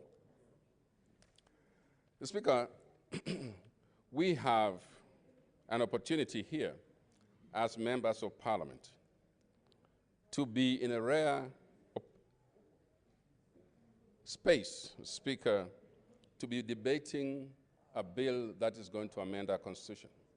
And it's very important, Mr. Speaker, as you ruled this morning, that members need to be given time to go and look at the details, not only of the bill itself, Mr. Speaker, but also on the report of the Joint Committee, particularly the report that our own JLAC committee has given to us. Speaker, I want to assure members that the opportunity to speak will be accorded because this is a rare opportunity. And everyone who wishes to speak on this matter, Speaker, should actually have a chance to record their participation. This, Mr. Speaker, is akin to those of us who participated in the 2010 Constitution when we went to a constitutional conference. In this case, Mr. Speaker, this is a direct application. Members are beginning to change the Constitution without having to go to that conference. Speaker, those of us who attended the Constitutional Conference felt like we participated and we contributed, and this is another chance. And so members, Speaker, who wish to contribute to this matter will have built their names into the annals of history as having participated in amending the Constitution. Speaker, I have highlighted some of the changes or the amendments intended by this bill. I've spoken, Mr. Speaker, of the chapters, of the schedules, and now, Mr. Speaker, according to our own standing orders, 141 and 224, this bill, after first reading, was committed to the Standing Committee on Justice, Legal Affairs, and Human Rights, which was mandated to work jointly with the National Assembly Departmental Committee on Justice and Legal Affairs in accordance with National Assembly Standing Orders 127, 1 and 202A. Commendably, Speaker, there has been a thorough scrutiny of the joint sitting by the Joint Committee, or joint sitting of the Joint Committee and Legal Affairs of our committee, our own committee, JLAC, and the National Assembly Committee on Justice and Legal Affairs. Mr. Speaker, they have given a very comprehensive report. Those of you who have the report can see that it's it's a big report. And so, Mr. Speaker, as we get to discuss this bill, we cannot therefore leave behind what we have gathered or gained from reading the report of the committee. And that's why immediately after this bill has been moved and seconded, Mr. Speaker, we will get the details of that report. And so, Mr. Speaker, the joint sittings which has taken quite a number of days, Speaker, address the various issues which have been raised during the immense public participations or public hearings. And I'm sure, Mr. Speaker, that the chairman of the committee will expound on that and give us more of the detail of the experiences, Speaker. Honorable Senators and Honorable Speaker, the senators have noted, and I know, Mr. Speaker, having had our moments this morning, that the Constitution of Kenya Amendment Bill 2020 significantly benefits the developed units, increases revenue allocation, and enhancing the oversight role of the Senate. Wholesomely, Mr. Speaker, the Constitution of Kenya Amendment Bill 2020, the BBI Bill,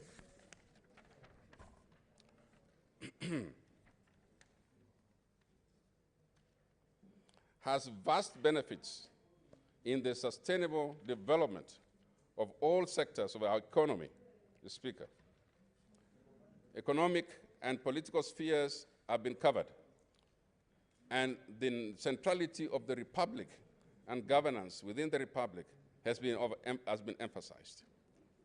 Mr. Speaker, in light of the above, in light of all that I've shared, Mr. Speaker, and in light of whatever is going to come in here, I urge members, Mr. Speaker, to debate this bill with a hindsight, Mr. Speaker, that the beginnings of this contribution has come from our own citizens. This is a citizen-driven program or process, Mr. Speaker. And we are the representatives of those citizens, Mr. Speaker. And so they have spoken. The county assemblies, Mr. Speaker, have spoken. And the verdict is clear. Mr. Speaker, it's now our turn as Parliament to consider this with the view and the voice of our people in the background, that, Mr. Speaker, we represent them and we listen to them. And so, Mr. Speaker, I'm confident that members will support this bill, will pass this bill, will help this bill move from this level to the next level. And so I urge all senators to consider and pass this bill, Mr. Speaker, for the people of Kenya, for national development, for strengthened developed units, strengthened developed system, a devolved system, Speaker, for gender parity, for responsive and all-inclusive representation, for strengthened bicameral parliament, and strengthened accountability of public resources. Speaker, we have fought using all sorts of opportunities this element or animal called corruption. And now, Mr. Speaker, the opportunity to actually fight corruption has come through this bill. Not that, Mr. Speaker, we haven't tried to fight it using the 2010, but this one makes it clear, Mr. Speaker. And so, Mr. Speaker, as we think about how our resources are distributed, we complain, Mr. Speaker, of resources being not only misplaced, but also misused, and in a word, Mr. Speaker, misappropriated. And now, Mr. Speaker, strengthening the systems that work, the legal systems, Speaker, the prosecutory systems, those that deal with the judiciary, and all of us in making laws, Mr. Speaker, we now ask that we support the Amendment Bill the Constitution of Kenya Amendment Bill 2020, in order for us, Mr. Speaker, to leave a footprint in the constitution making of this country as members of this Senate. And so, Mr. Speaker, I want to ask that we consider with clarity of mind, with clear debating, with knowledge, with the information we have garnered from the report of the committees, that we look at this, Mr. Speaker, knowing that it is for our own good, it is for our country. And so, Mr. Speaker, with this very few remarks, Speaker, I beg to move and ask the Senate Minority Leader to second. I thank you, Speaker.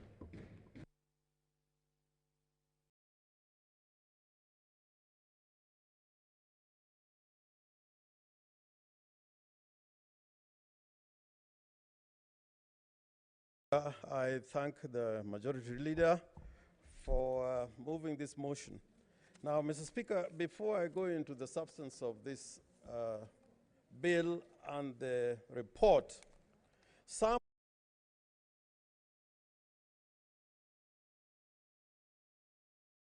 members of this committee were the driving force behind the report.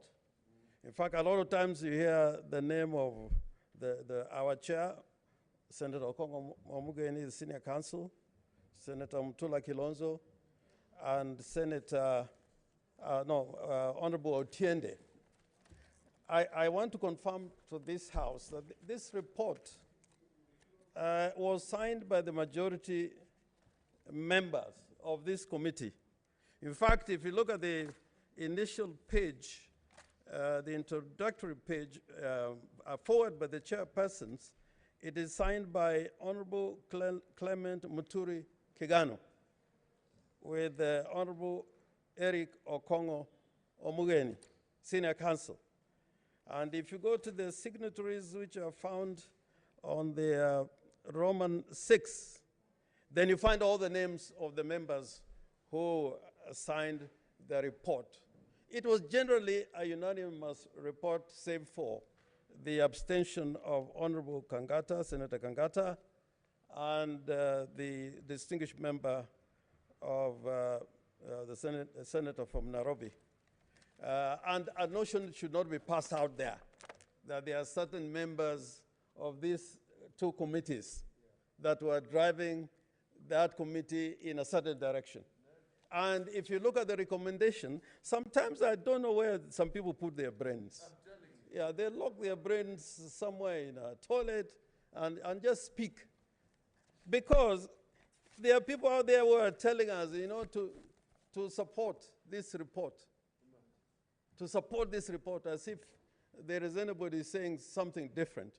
If you look at the last page of this report, the committee, even Senator Sakaja, who had a minority report, and Senator Kangata, who abstained, there is no contrary recommendation. The recommendation is that the amendment bill should be passed. So those who are saying this and that outside there, they have never looked at this report, and they are trying to find fault where there is no fault. The second issue that I think is more crucial for us is those who are saying that the role of Parliament is ceremonial, or that the role of Parliament is that of, rubber stamping. Indeed, if your role was to rubber stamp, you would need more ink than brains. Because when you rubber stamp so many times, you may run out of ink. This constitution, it is clear we have certain responsibilities. And it starts from Article 1 of the Constitution. People have not distinguished the various roles of Parliament. And people think that Parliament is just a legislature. According to this Constitution, Parliament is more than a legislature. And that is found in Article 1, sub-Article 2, which says the people may exercise their sovereign power either directly or through their democratically elected representative. That is distinguished with the powers, legislative powers, which is found in sub-Article 3. And I want really to dwell on the significance of this issue. It is very important. If you look at the articles dealing with the powers of Parliament, just in case people forget, and at one time we debated this, why this provision was there in the Constitution. Role of Parliament. And you find it in no other provision in the Constitution. Sub-Article 3, Parliament, Sub-Article 4, Parliament shall protect this Constitution and protect the democratic governance of the Republic.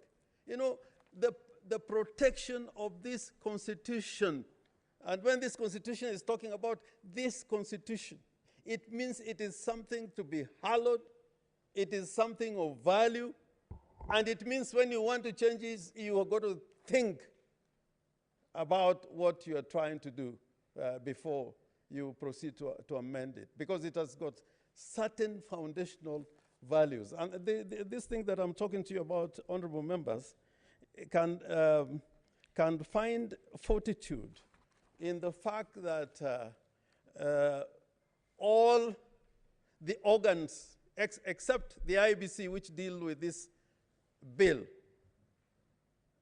are through elected representatives. One, the county assemblies. Second, parliament. Third, if there's no referendum, is the president, because it's an elected representative. You will not find the name of a judge there. You will not find the name of any chairman of a commission. It is parliament, it's county assemblies, it's the president. And the most significant thing, and that is why Article 1, Sub-Article 2 is important, that it is our role to oversight and discuss and consider any policy issues that the Republic is considering. Even a private citizen, if he reaches out to the executive or any arm of government, we have a role to play to examine policy issues as a parliament on behalf of the people. And the significance of what I'm saying is this, Mr. Speaker, if you bear with me, how this process starts. It starts as a popular suggestion, which may be then formulated as a draft bill. Now, you'll find throughout, when it goes to the Independent Electoral Commission, what you're dealing with is a draft bill. Why is it a draft bill? I'll point it to you, Mr. Speaker, why it is, they're the ones dealing with the draft bill. When it goes to the county assembly, according to the Constitution, they're dealing with a draft bill. They are not dealing with a bill. The moment the counties, 24, have passed the draft bill, when it comes to parliament, it becomes a bill. It becomes a bill. And it is only parliament that then can pass or reject the bill. That is a matter of significance. And why is it, Mr. Speaker, a matter of significance? I want to take you to another article of the Constitution which is very critical. Parliament, this is Sub-Article 94, Sub-Article 3. Parliament may consider and pass amendments to this Constitution and alter county boundaries as provided in this Constitution. You know, that is a substantive provision in the Constitution. Parliament may amend. The president can't. The county assembly can't. The courts can't. But there is this provision, which is not for cosmetic value, in very clear words, that Parliament may consider and pass amendments to this Constitution. And I'll address you on this issue because I think it's significant to go through this. Why promote protect the Constitution? I think when we were in that committee, our committee on the Constitution, we had a discussion. Why does the Constitution need protection? It is important why this document itself says Parliament should protect this Constitution. No other organ of government is given that authority or power to protect the Constitution. I know the President is supposed to safeguard and comply by the Constitution, generally, but the role of protecting the Constitution, that's the role of Parliament. Now, so that when a bill comes to you, and I think this has been debated in South Africa many times, when a bill comes to you, even if it's a constitutional bill, Parliament will consider the foundational values that are contained in the preamble of the Constitution and that are contained in the construct of the Republic, which is Chapter 1 and 2. You consider those foundational values as a protector of the Constitution. And this constitution is telling you in the preamble that the people of this country made this constitution in the recital to honor those who heroically struggled to bring freedom and justice to our land. There are people who died for this constitution to be enacted over the years. So this constitution is reminding you, before you amend it, think that there are some people who died for it. So you cannot play around with it. We cannot play around with it. And there have been members of this assembly, or rather parliament, the National Assembly, who died in the protection of this constitution. And we must remember them every time we want to change the law of the land, that they struggled for us to have this constitution. And we cannot just play around it anytime that we want to change it. There must be good reason. And then they are saying in the foundational values, which are recited in the preamble, that we are recognizing the aspirations of all Kenyans for a government based on the essential values of human rights, equality, freedom, democracy, social justice, and the rule of law. The same foundational values are found in Article 10 of the Constitution. So, Mr. Speaker, I want to convince members that your role today and that of the National Assembly, it is not a ceremonial role. It is not a ceremonial role. And we are not here to rubber stamp. We are here to consider, like Article 94 of the Constitution is saying, we consider and pass. The Constitution it doesn't just say pass. It says you consider and pass.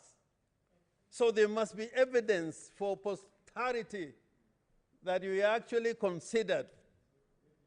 And they can read the reasons why we made up our mind to change or to amend the Constitution as by law required. So this Article 94 is very critical, and the articles that I've spelled out to honorable members in the procedure for amending the Constitution through a popular initiative. Now, having said that, the committee went through a lot of discussion. And in this report, where certain observations were made, this committee gave solutions. It was not just a report hanging there without giving you solutions. They were telling you, the committee, that you should pass this bill, and where they found challenges, they told us how to address those challenges, which deals with issues like public participation, with the issue of the schedule that created this special category of constituencies. They considered the question of revenue as provided in Article 203.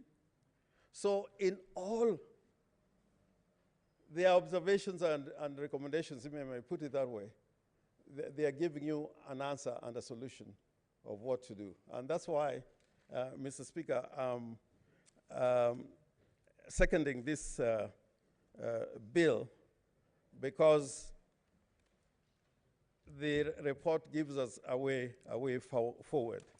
Now, my colleague, the majority leader, has spoken to a lot of issues, almost clause by clause, and it may not be appropriate for me to take a similar trajectory and proceed by analyzing each and every clause. But I think for purpose of seconding this bill, I will make some observations both in the bill and also in the report. And some of the recommendations in the report or observations in the report are on matters which are really consequential upon amendment of the Constitution. The majority leader said now the executive partly is going to come to Parliament, and they have been given a different title that the one that exists in the Constitution, which is the creation of the positions of cabinet ministers as opposed to cabinet secretaries. And the amendment deals with amendments of those provisions, although some were left out, on the question that dealt with cabinet ministers as opposed to cabinet ministers, ministers as opposed to cabinet secretaries. They also made recommendations that the procedure for introducing a bill of this nature into Parliament, whether it should go through first, second reading, and third reading as the normal bills, or a bill brought under Article 256, that Parliament should come out with legislation and standing orders should be amended so that this matter is addressed, so that the procedure is clear. Because the argument was that in Article 257, the procedure is not set out. It simply talks about the question that we should pass the bill. Now, in Article, in regard to Article 203, which is found in Clause 50, on the question of allocation of revenue, remember we had a lot of debate on the issue of the allocation of revenue. And I think we should look at this very clearly, because the observations of the committee and that of the expert was the amendment may override the other parameters which are set out in Article 203. And it would be important that that issue is addressed, and probably the way to address it may be through consequential legislation. Mr. Speaker, there's also an amendment to the powers of the Judicial Service Commission, and I think this is one of the controversial ones. And I'm hoping that when we have gone to the referendum and passed this bill, enacted it through a referendum, that through judicial interpretation, we should be very, very hesitant to enforce that clause. Because what it means is that a judge may be suspended anytime without some kind of process, which goes against what is in the Constitution at the moment. It may actually lead to a clawback. Instead of enhancing the protection given to the judges, we may have taken away something if the interpretation, because I think through a harmonious interpretation of the Constitution, bringing harmony between provisions of the Constitution that may look inconsistent or conflicting, the overall principle which is contained in the Constitution itself, how to interpret the Constitution, that you must look at its values and objectives. And the objectives of this Constitution is to have an independent judiciary. So I think it's a matter we can deal with through legislation, consequential legislation, or through interpretation by the courts, because it touches on a very critical, construct of the independence of the judiciary. Now, the other issue which I think is critical, which now is very controversial, is the issue of the constituencies. And the committee delved into this issue, for long. There were very long debates. And I think it is in regard to this particular clause that we had probably the abstention or the minority report by Senator Sakaja. But all in all, this provision, the committee was saying, without amending other clauses of Article 89, which spells out how you create constituencies, that provision may be hanging on nothing and may mean nothing. That's what the committee was told. And it may be creating a parallel system of delimitation of constituencies, one which is constitutionalized and one which can change at any time. Again, I think if you read that part of the report, it is not left hanging. They tell you, the committee and the suggestion of the experts, that it actually may be much ado about nothing. Because on a proper construction of that provision, one would ask the question actually whether the constituencies have been created or not. And if you read that section properly, I think the debate should really be, is it a provision that is enforceable, or is it hanging in the air? And to me, that is the reason why I've come to the conclusion that we may not necessarily need to sever Schedule 2 or amend it, because the reasoning was, and I think the South African cases that were cited, that a schedule is part of the Constitution. You cannot amend a schedule thinking that different rules apply. The schedule is, properly speaking, part of the Constitution. And therefore, severing it offers many challenges. But I've heard the cry out there.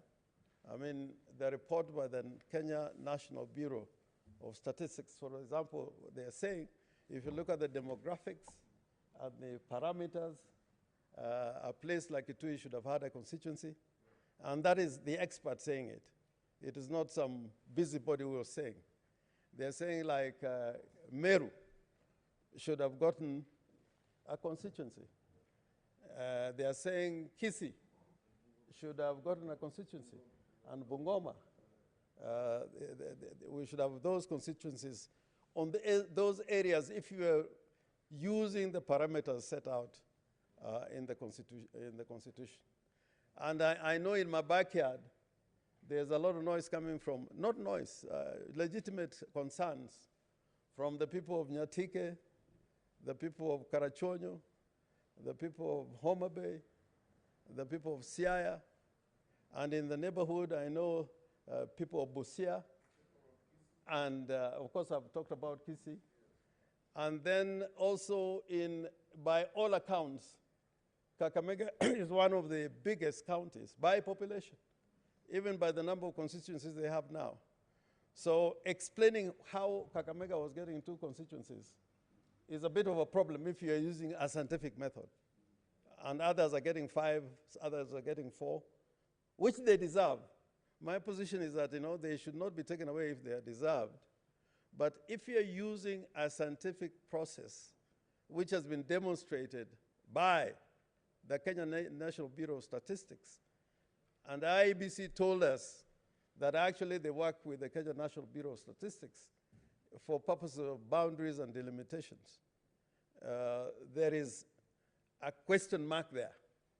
And at the end of the day, and which I want to persuade our members here, that the severance of that schedule or amendment of that schedule may not necessarily be the answer. It will not help. So it is better to pass this report as it is, because I've looked at so many reports, and I think this is one of the reports that I can say, a lot of brain work went into it. A lot of experts A lot of our good people, distinguished senators and members of the National Assembly, they put their mind in this report. And if you look at the attendances, people were so regular and constant in their attendance, virtually or physically. Even when they were abroad, you know, they were taking part in the deliberations. And of course, if you say you want to take some constituencies from a place like Nairobi, then the argument about population, can we deny them? Because one of the parameters is population. So it's a debate that is very difficult to win. You will go on, and people will raise issue with the delimitation of constituencies, even if they are fair and just. The other thing that, of course, which was protected was the existing constituencies, plus the protected constituencies. Because you may find an area that maybe overall they deserve a new constituency, but within it, they've got protected constituencies, which actually, if you use the scientific process and the parameters set out in the Constitution, you may find a county that may lose 2 constituencies. And they're there, and quite a number, in Central, in Western, in Nyanza. They're all over. And Makueni, in Lamu. Lamu, if you use those parameters strictly, Lamu would end up being a 1 constituency county. So, and then, Mr. Speaker, there is a question on North Horr. North Horr is so huge. It's so huge. I think it's bigger than Nyanza twice. And it is 1 constituency. Yeah. And yet, every time we have a review, they don't get it. They don't get it. And yet they are protected constituencies. Why North Horr cannot become a protected constituency using the same criteria which made it possible for others to be protected is beyond comprehension. You have Wajir, where there's a very legitimate concern about another 1 constituency or 2. You have Ijara in Garissa. Yeah, so all over the Republic, there are people who deserve to have these constituencies. So that depending on the availability of the number of constituencies, we may not be able to resolve that question. And we are now resolving, because we have created now we are going to have in the National Assembly 360 members of parliament. And if you don't get the gender balance, which happily will be attained in the Senate, you have to give a top-up, gender top-up. So we are going to have a National Assembly which has got 500,000. I mean, 500. 500 members of parliament. I think in that parliament, people are going to be talking for 1 minute. Yeah. Yeah. And then in the Senate, because now we're going to be about 100, your usual 5 minutes will come 3 minutes. Yeah. So there are burdens there are burdens which have been created. But those burdens, like the one on gender, is a constitutional requirement, is one of the objectives of the Constitution. And we have tried over the years to address that question of gender, but without success. So one of the things that I think we can say about this bill is that it has addressed that question, and at the same time, it has a sunset clause, which means that they are not going to be there forever. Or if you reach a situation like in the Scandinavia, where parliament's membership is in favor of the women as against men, we may reverse the role, and you have more nominated members of parliament or the Senate who are men. Mr. Speaker, there's one provision in this Constitution which describes the character of society that we want to create. It is a new provision. It's going to be a new provision in the Constitution. And I think it is so fundamental. Remember, Nyerere described Kenya as a man-eat-man society. And we have not changed that character, actually. We are truly man-eat-man. Kenya is the only place you can walk through a government, no, not walk through, just walk near, past. You know, even a pub, you cannot walk past and you're called for a drink. But in Kenya, for some reason, you can walk near a government organization and walk out with a 3 billion shilling tender. So really, we have not really changed the definition of a man-eat-man society as propagated by the late Mwalimu Nyerere. So this clause 11A, which is right on the first page of the amendment bill, that talks about the economy and shared prosperity. I hope it's not just there to please ourselves. And it says this constitution recognizes the need for an economic system that provides equitable opportunities for all the people of Kenya to benefit from economic growth in a comprehensive, fair, and sustainable manner. Now, I wonder whether we'll be able to achieve that. In the last 2 months, if you look at the appointments that have been made, I don't know whether we are going to that direction. No. Because it's saying a manner which is giving equitable opportunities. So we should look at every institution and see whether we are creating the face of Kenya, be it in the judiciary or in the public service or in the security systems. This objective is one, I think that if we committed ourselves to it, and I cannot read the other enabling provisions in this clause because it will take long, but if this can become a face of the country we call Kenya, which is fairer than we have had it, then we would have made big strides.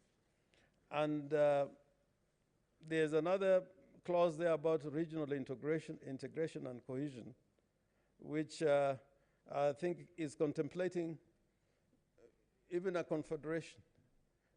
If you wanted to create a confederation in the region or have a federation, then we'll be having an underpinning provisions in the constitutions that makes it possible. Now, the other big achievement through this BBI document was that the Bill of Rights was never touched. Me as a practitioner of law, and we know today we had that experience of one of our own being arrested in a manner that does not reflect what type of society we want to be. That even if you are arrested, you must be arrested in dignity, because there's a constitution which sets out that human dignity must be protected. So we have all these clauses about the Bill of Rights, which are there when we want to speak well of ourselves, but when we examine how we apply them, then it looks like we are trying to create a very different kind of society. But Article 31 of the Constitution is to be amended by expanding the provisions dealing with privacy and to have personal data infringed. We are entering an age of a digital revolution and online communications and so on. So I think this is a very good provision to have in this bill. And the majority leader also talked about the question of speedy investigations on matters dealing with the corruption. Now, clause 18 about responsibilities of citizen, I think they're well placed, but they should never be used to create additional burdens on the people of Kenya, because these are just broad responsibilities.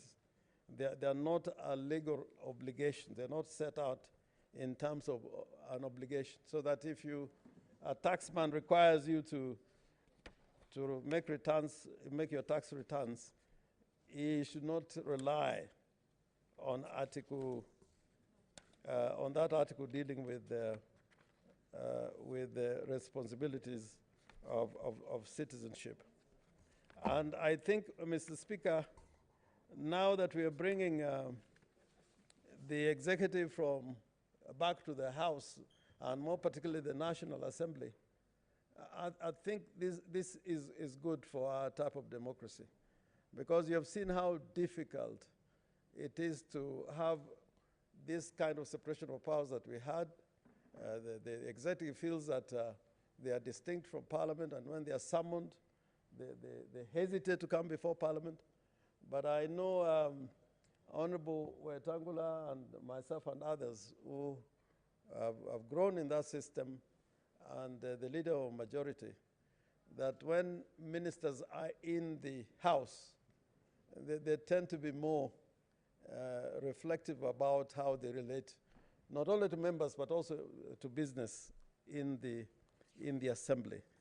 And I think bringing the executive back to the Assembly or to Parliament is a good thing, absolutely a good thing. And Mr. Speaker, the only thing that I hope that when they begin to have ex-official members also who are ministers who are ex-official members of Parliament, that does not bring a big number of non-elected members, because part of being a minister in a National Assembly is that you feel your accountability to the head of state and the head of government, but also accountability to the people who elected you. And if you have a person who is not elected and is a member of the cabinet like we have now, they just become part of the bureaucracy. They cannot speak for you, they cannot speak for anyone. And I think that is a good thing to do. But Mr. Speaker, all this now depends on how we manage our affairs. And this is about institutions. And institutions work when people respect what is required of those institutions. When we as leaders do not we only want to hear what, we want to be told what we want to hear, or what we want to know, and not what you don't want to hear, or what you need to know. That sometimes is the beginning of autocracy. And as a parliament and as a people, I think this is how we get it wrong sometimes. Because slowly you can have dictatorship stepping in because somebody is surrounded by advisors and officials who are only keen in telling the leader what they want to hear or what they want to know. But I think the responsibility is first to tell the people the truth, and whoever is in authority to be told the truth.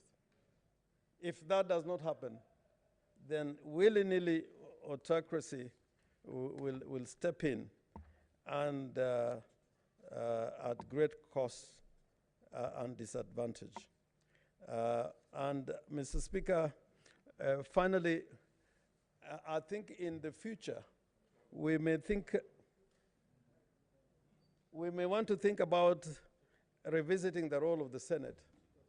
I think this was not very well handled, but the role of the Senate should be enhanced if the Senate is not in the executive, as it is going to be. There's some hesitance, official or otherwise, to try and make the Senate as weak as possible, and for the Senate to be disregarded. And all over the world, even where the Senate does not have powers, there's a time when we made a trip to France and they were telling us, on paper, the Senate in France is a much weaker chamber of the bicameral system they have there. But they say when they have an important legislation, a very complicated legislation, or a complicated issue, they would rather it to be dealt with the Senate, give the Senate more time to deal with. And they said over time, the Senate has assumed quite a number of responsibilities, some of which is unwritten. And because now the government is going to sit in the National Assembly, the most effective way of putting that government to account is by having a strong Senate.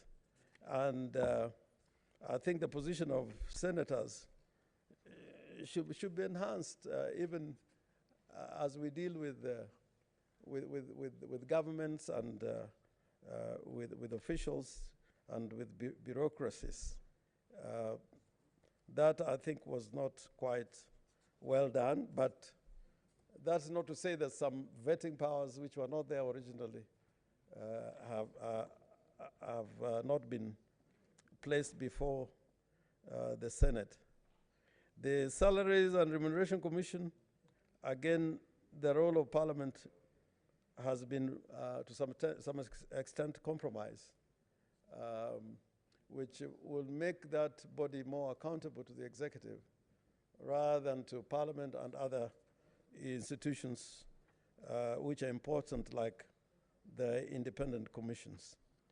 I also hope that when the BBI thing when the bill goes through, that the National Assembly will not use it to now cry for more funds.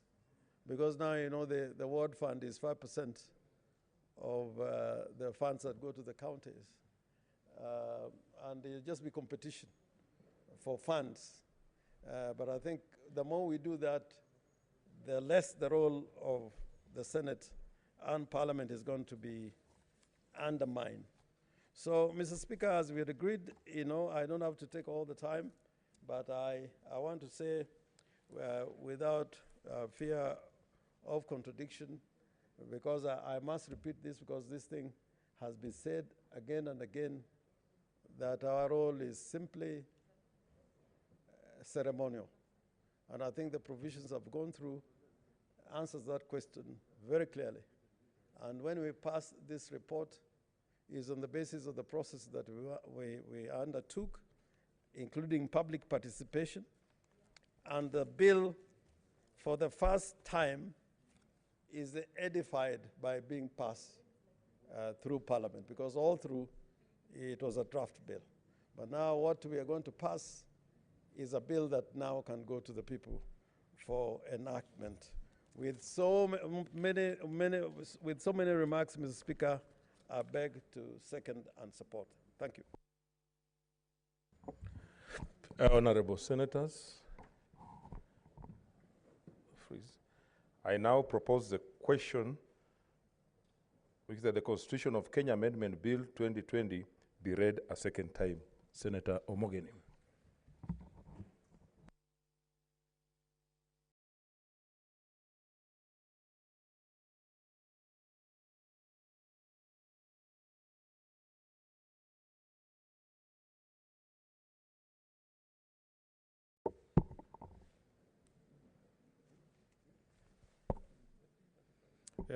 Thank you, Mr. Speaker.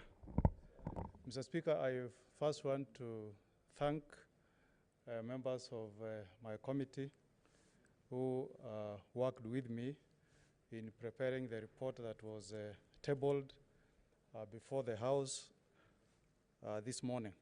Mr. Speaker, it's always never easy to obtain quorum of 8 members. That is the full composition of members of my committee to sit and consider a matter that is before committee. But on this particular one, Madam Speaker, I want to report that I was able to mobilize and have in attendance all my members. I also want to salute the democratic right that was exercised by Senator for Muranga, Senator Kangata, who abstained from appending his signature to the report and also the minority report by Senator for Nairobi, Senator Sakaja, who has prepared a minority report, but only on one article that deals with the issue of constituencies. Madam Speaker, I also want to register my appreciation to the members of staff who worked with us tirelessly, at times till very late into the night, in preparation of the report that is before the House. Madam Speaker, I want to make it very clear from the onset that the reports you have seen in the media to the effect that there were disagreements within the members of the committee, the two committees, that's the Committee of National Assembly and Committee of the Senate, is untrue. As Madam Speaker, if you read Roman 6 and Roman 7, all the members who attended the deliberations of the committee appended their signatures, including my co-chair, Honorable Clement Muturi Kigano. So, Mr. Speaker, this is a report that was unanimously prepared and arrived at by the members of those two committees. Mr. Speaker, Madam Speaker, at the conclusion of our deliberations, before I make the observations that were made by the committee, we had a long deliberation, Madam Speaker, on the import of Article 257 of the Constitution vis-à-vis the legislative powers of members of Parliament, that's the National Assembly, and members of the Senate. Madam Speaker, we were also privileged to be guided by two consultants, very renowned lawyers in this country. One of them, Madam Speaker, was a candidate for the position of Chief Justice. That is Professor Mbote. She did not make it, but she was one of the shortlisted candidates. That was one of our consultants. And the other one was Dr. Odote. We want to register our appreciation as a committee for their invaluable support and guidance as we deliberated the contents of the report that is before the House. So with the observations that we made, which I'm going to highlight before the House, we made a unanimous decision as a committee that we propose that this Honorable House passes the Constitutional Amendment Bill of 2020, but with the observations that were made by the committee. Madam Speaker, I want to begin by the issue of Article 257. Madam Speaker, the committee took note of the fact that this is the very first time that this House is being called upon to midwife a bill by popular initiatives by the people of this great republic, and that, Madam Speaker, so far we don't have any legislation guiding members on how this matter should be dealt with. In fact, Madam Speaker, you saw the confusion that we had this morning. We were forced to adjourn the deliberations of the House to enable members to get copies of this report, read through, before the same can be debated. Madam Speaker, we also noted that there are really no timelines on how long this Honorable House, that's the Senate, should take in considering amendments by popular initiative. So, Madam Speaker, we arrived at a conclusion that going forward, there is need for us to pass our legislation that will guide this process going forward, so that there is a very clear guideline. Madam Speaker, the second observation that was made by the committee is that there are instances where, as we have done in this particular case, where this House may come to the conclusion that some proposed amendments to the Constitution may actually be unconstitutional. That's what in the report we have termed unconstitutional constitutional amendments. Madam Speaker, we had a long debate on this, and the stakeholders who appeared before us, including Katiba Institute, including the President of Law Society of Kenya, who appeared together with 3 council members, the International Commission of Jurists, and others, had entertained thoughts that exercising our legislative mandate under Article 94, we have powers to amend a proposal to amend the Constitution under Article 257. But Madam Speaker, after a long debate, we arrived at a conclusion that the only amendments that this House can carry on an amendment that has been brought through Article 257 is to do some corrections on errors or amendments that may not go to the substance of the bill, but which may just touch on the form of the bill. But we have made a conclusion, Madam Speaker, in our report that the judiciary, our judiciary, which remains very independent, Madam Speaker, retains the jurisdiction to hear issues that may be unconstitutional, and they can make their pronouncements. Madam Speaker, we were taken through a number of decisions, some from very established jurisdictions in this area, like South Africa, and therefore, Madam Speaker, we affirm as a committee that if there are any clauses in this bill that are unconstitutional, then the judiciary retains jurisdiction to declare them as being unconstitutional. Madam Speaker, I also noticed that this House is really being rushed in considering this bill. But in our report, Madam Speaker, we have drawn the attention of the House to the fact that as we speak today, there are 2 injunctive orders that have been issued by the High Court of Kenya stopping IEBC or the President from assenting to this bill, Madam Speaker. So even if we pass this bill today, we will have to await the outcome of the cases that were filed before the High Court before we can move forward. And Madam Speaker, you know, we were invited as a committee to make a finding, whether this is a bill that is being pushed by the executive or whether this is a bill that is a popular initiative through the people of Kenya. And the finding of this committee, Madam Speaker, is that this is a popular initiative by the people of Kenya and not by the executive. So, Madam Speaker, nobody should tell us that he has received calls from the executive, because this bill belongs to the people of Kenya. In fact, Madam Speaker, if you read the bill itself, the person who is the promoter is the Building Bridges Initiative. It's not the government of Kenya. And if you read the memorandum of objects and the reasons, it says that the proposed constitutional reforms originate from the views of citizens expressed through the Building Bridges Initiative. That is the BBI. However, Madam Speaker, we have made a number of observations that there are characteristics that should be eminent when a bill is being marketed as one that is a popular initiative bill.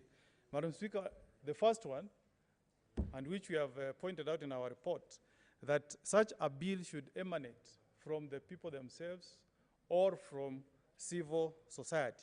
It should not have the presence of the executive. If you read, Madam Speaker, page 88, we have quoted a write-up that was brought to us by our expert, and I just want to read. It says that the essential precondition for a referendum that is initiated by the people themselves is that it must go against the wishes of either the government or parliament. Those are the characteristics of a popular initiative bill. And therefore, Madam Speaker, as we process this bill, let us bear in mind that this is a bill that is being promoted by the citizens themselves. Madam Speaker, the people who appeared before us made very strong observations that in such a bill, the government should not expend money in promoting such a bill, and that should purely be a task that should be undertaken by the people of Kenya. Madam Speaker, going back to the observations of the committee, Madam Speaker, we made a number of observations that point to this bill as being very progressive, especially to the counties. Madam Speaker, some of the clauses that we picked include the amendments to Article 203, where the resources that are being sent to counties are going to increase from 15% to 35%. We also picked out the proposed amendments to Article 202 of the Constitution, where when we are dealing with shareable revenue, we will no longer be looking at the accounts as audited by the National Assembly, but we look at the accounts audited by the Auditor General and delivered to the National Assembly. We did a simulation, Madam Speaker, and we realized that if next year we use this new formula, the counties will benefit by having an increase in allocation from the current 370 billion to 570 billion. However, Madam Speaker, there are a number of clauses that we found to be very problematic, where we have made recommendations that there should be some legislative intervention by Parliament. Madam Speaker, in clause 13, the format of nominating candidates to fill up special seats so as to meet the 2/3 gender rule has been changed from the number of seats won by a particular political party to the number of votes garnered by a political party. In fact, Madam Speaker, the clause that is most problematic is the proposed amendment to Article 97, subclause 4, which says that the candidates for special seats will comprise candidates who stood for election under clause 1A, with precedence being given to those who receive the greatest number of votes. Madam Speaker, we debated this article and even tried to involve the experts to give us some light, but we were not able to get very clear answers. Because the question is, Madam Speaker, what happens to people who come from counties that have low populations, where the registered voters are not,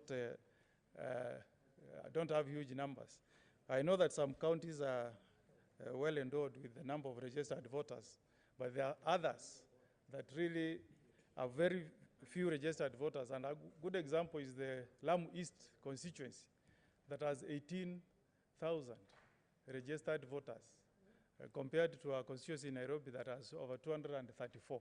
So this particular clause that is trying to address issues of gender is problematic, and we have made a proposal in our report that it should be relooked with the legislation being passed to ensure that this particular article is given some clarity. Madam Speaker, on the recomposition of the executive, the committee had no problem with the new arrangement where we'll have seats of Prime Minister and Deputy Prime Ministers. The only observation we made under Article 151A is that there seemed to be a systematic campaign to render this House irrelevant. Because, Madam Speaker, if you see the proposed Article 151, the Prime Minister will only oversee the legislative agenda of the government in the National Assembly. And the Senate has got no power to summon the Prime Minister to appear before this House and answer any questions on behalf of the government. We also found it to be a bit clear that the impeachment of the Prime Minister will be dealt with to conclusion by the National Assembly, unlike the case for the President and the Deputy President, which starts from the National Assembly but finds its way to the Senate. So we have made a very strong observation, Madam Speaker, that there is a sustained campaign by some people to weaken the powers of the Senate. And we have proposed that going forward, we need to look for interventions to ensure that this House is not rendered moribund. Madam Speaker, we also did consider something that we thought is really a big clawback on accountability, and we made a very strong finding as a committee that that is a very undesirable, highly undesirable state of affairs. Madam Speaker, Clause 29 proposes to delete the power given to the National Assembly to vet cabinet ministers. And Madam Speaker, the view of the committee was that whereas it may not be necessary or even desirable to vet cabinet secretaries or cabinet ministers who are elected members of parliament, the non-elected members who will be appointed to the cabinet ought to be vetted. And the view of the committee is that since government will now be domiciled in the National Assembly, instead of deleting that power of vetting, Madam Speaker, that power should have been transferred to the Senate. Madam Speaker, the other clause that we took issue with is clause 32, which is again proposing to amend Article 154(2). Madam Speaker, for reasons that were not clear to us as a committee, there is now a proposal to amend the powers of National Assembly to vet the secretary to the cabinet. That has been deleted. The implication is that henceforth, you will just read in the newspaper that the president has appointed secretary to the cabinet.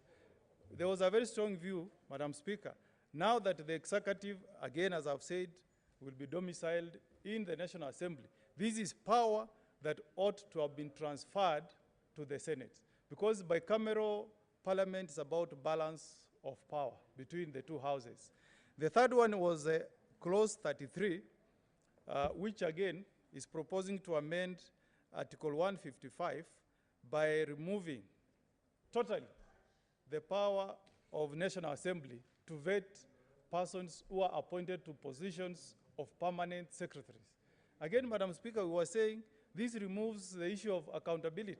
The doctrine of separation of powers and limited government is that the executive should have the power to appoint, but also Parliament should retain the power to scrutinize the suitability of persons who are picked to occupy some of these positions. So as we stand today, the BBI has proposed that there will be no vetting at all of permanent secretaries. We were of the view, Madam Speaker, that this is power that ought to have been given to the Senate, and there should not have been this blanket deletion of these vetting powers. Madam Speaker, there was a clause that was invited a lot of debate, and this is the first time you will find us using a very strong term, declaring a particular clause in this BBI as being unconstitutional. And Madam Speaker, that is clause 43. Clause 43, which is proposing an amendment to Article 172 by introducing clause 172(1)(ca). Madam Speaker, we had a long debate, and Madam Speaker, we looked at the history this country has gone through in trying to build an independent and professional judiciary. And we made reference to the Kregler report, where it was pointed out that part of the reasons why we had post-election violence in 2007 is because Kenyans had lost confidence in that institution of the judiciary.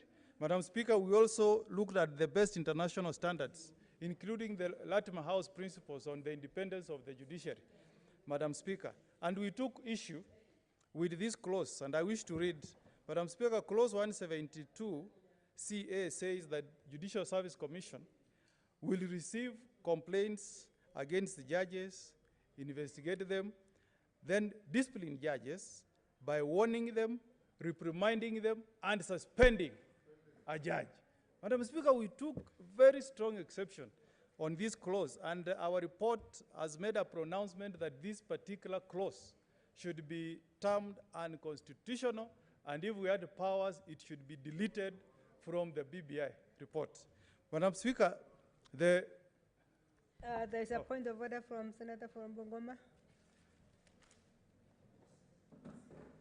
Now, there is the sharing of the microphone. Where is Can the we? sanitizer? I have to go there. Ngusia, you must hang around here to do this.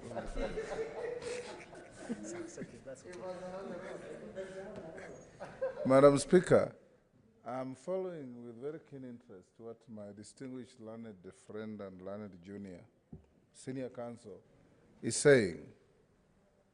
Very, very pertinent points. He has been a co-chair of the committee. He has cited several provisions, clauses, and issues in the report where he say unconstitutional, unreasonable, untenable, and so on. But he's not telling us what the committee wants us to do, because how do they affect the fundamentals of the bill? Because if a provision is found as a fact by the committee as unconstitutional or unreasonable or overbearing, and the committee does not tell the House what they want us to do, then they have not gone far enough. Lastly, how does he, as our chair, and the members in the committee, the minority leader who left, Senator Mutula, is still here, how do they reconcile these findings that are so important with the adage now all over, can't amend, won't amend, will not amend, pass as is, where is, conveyor belt, rubber stamp, all these things being said about what we should do with this bill. We want to benefit from the industry of the committee, so that at the end of the day, we vote from an informed position. Some of us who are always in a hurry to speak have held back to hear this industry from the committee before we come in to speak. Thank you, Senator. I see another point of order from Senator Wambua, but listening to the chair of the committee, he has actually talked of how to cure two. It's the last one that he has not cured. So if we listen carefully, I think he seems to have cured two of them already. Yeah, Senator Wambua? But he has not completed his Madam submission Speaker, yet. So. Madam Speaker, I really would hate to be the person to interrupt the presentation by the senior counsel, and I actually even told him that one of the reasons why I'm seated here is to learn from him and understand how to deal with this. Madam Speaker, I am in the same position that my leader, Senator Mbugoma, is in. Once you make it in black and white that a section of what we are dealing with is unconstitutional, and you put it in writing, Madam Speaker, how do you cure that? And then you proceed to say, pass. Madam Speaker, I'm listening, I will sit back and listen, but just as he does it, it will be very important that he provides a cure to this mischief, because it's a lot of it. It's a lot of mischief. He should provide the cure, the commission should provide the cure, so that as we come to debate, then we debate from a position of information. Thank you. I thank you, Madam Speaker. Last point of order from Senator Cherargei. Please take note, Chair of the committee, so you can respond to those. Thank you, Madam Chair, Madam Speaker. Maybe I have listened to the Chair, and as the Chair Emeritus, Madam Speaker, is that in the presentation that he's making in the report, he has said the committee findings. And I don't know whether Senator Were is distracting our chair, or is consulting Madam Speaker, that in the findings, he is finding that it is unreasonable, it is unconstitutional, it is not captured very well. So the question is the chair giving us findings, then later he can still come back with that findings, because if you have declared something unreasonable and unconstitutional, it does not have a cure, because it will just remain as is. So I think, Madam Speaker, the chair should go ahead after the findings. What was the committee way forward, or what are the determination of the committee? Because I have read the report, and I want to say this with a lot of respect. I don't know, I have heard the chair whether he's extrapolating, but hearing and reading the findings are two different things, unless he's just explaining, because the findings are not in tandem with what the chair is submitting. I thank you, Madam Speaker. Thank you. Another point of order from Senator Wamatangi. Then finally, Senator Lokorio. And let's be very specific so that Yes, Madam Speaker, the chair can be able to. Yeah, Madam Speaker, if I could just raise mine from here. Mine, Madam Speaker, is close to what my colleagues have raised. And the chair referred us to page 88 of the report. And at that time, he had told us that they had a very robust discussion on the point as to whether this bill satisfies the requirement that it is through a popular initiative. And then he referred us to that paragraph in 88 and said that the second characteristic that binds the two forms of citizen-initiated referendums is that they occur against the wishes of either government or parliament. Now, Chair did not tell us what was their finding after having received this presentation and them having accepted it and published it. Did they settle then that the bill satisfies that criteria? Thank you, Senator Petronina. Thank you, Madam Speaker. Mine is just to urge my colleagues to hold their horses. He's giving us findings, where after findings, he will give us recommendations. So once we reach recommendations and he doesn't seem to be giving us a solution to those findings, then we can ask. So let us wait for him to finish his report, his motion moving. Is he moving? No, his contribution to the report, then we can ask him. Thank you, Senator Were. I was almost there because I think there is a lot that is still on. So if we can allow it, Senator Sagaja, you have a different view? Yes, Madam Speaker, and that's the reason why earlier I had sought direction, which the substantive speaker did not give, as to at what point and to what extent I can be able to give the members the minority view. Because the questions the members are asking are captured to some extent in the minority report, which addresses the emphatic declaration by the committee on constitutionality, Madam Speaker. So it would have been good order, because members will contribute, and the chair's presentation is giving information to members, on what happened. It would be good for us also, Madam Speaker, after the chair has finished, to hear the contrary view on emphatic proclamations of unconstitutionality, so that when members then debate, they can be able to have both sides of the coin in that respect, Madam Speaker. So that direction was not given to the Speaker. And I asked yesterday at House Business, I've asked twice today, and again now I'm asking you, Madam Speaker, as being on the chair, if for good order.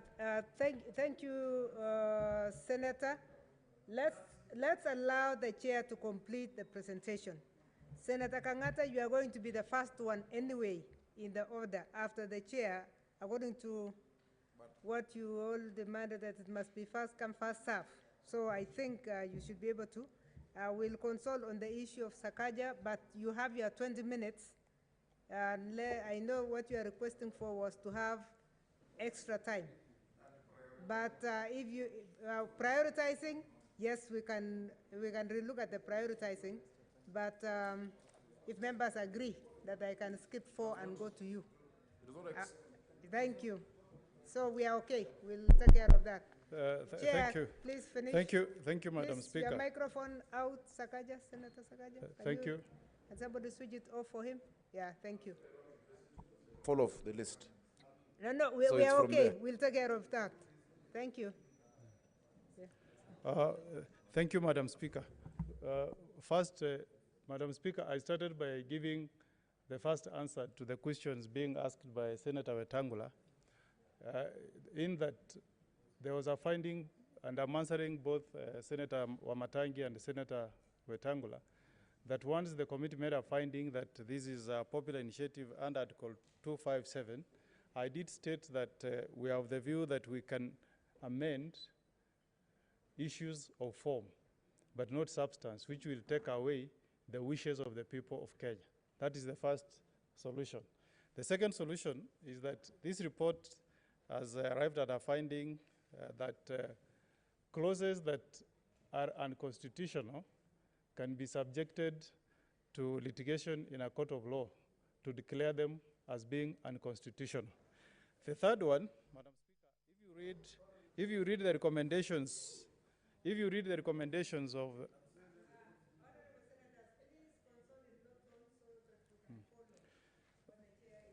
Madam Speaker, I want to refer members to the observation on the area I was on, that is on the independence of the judiciary.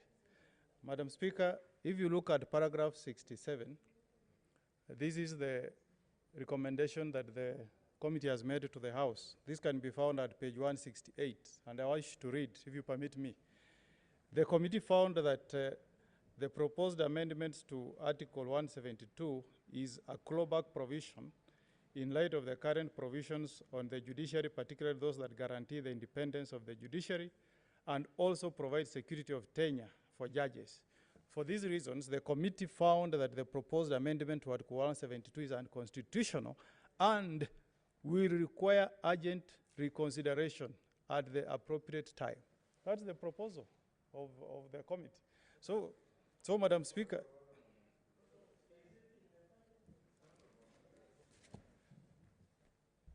Honorable Senators, I do want us to give, taking one paragraph after the other, because we'll all get opportunities to speak.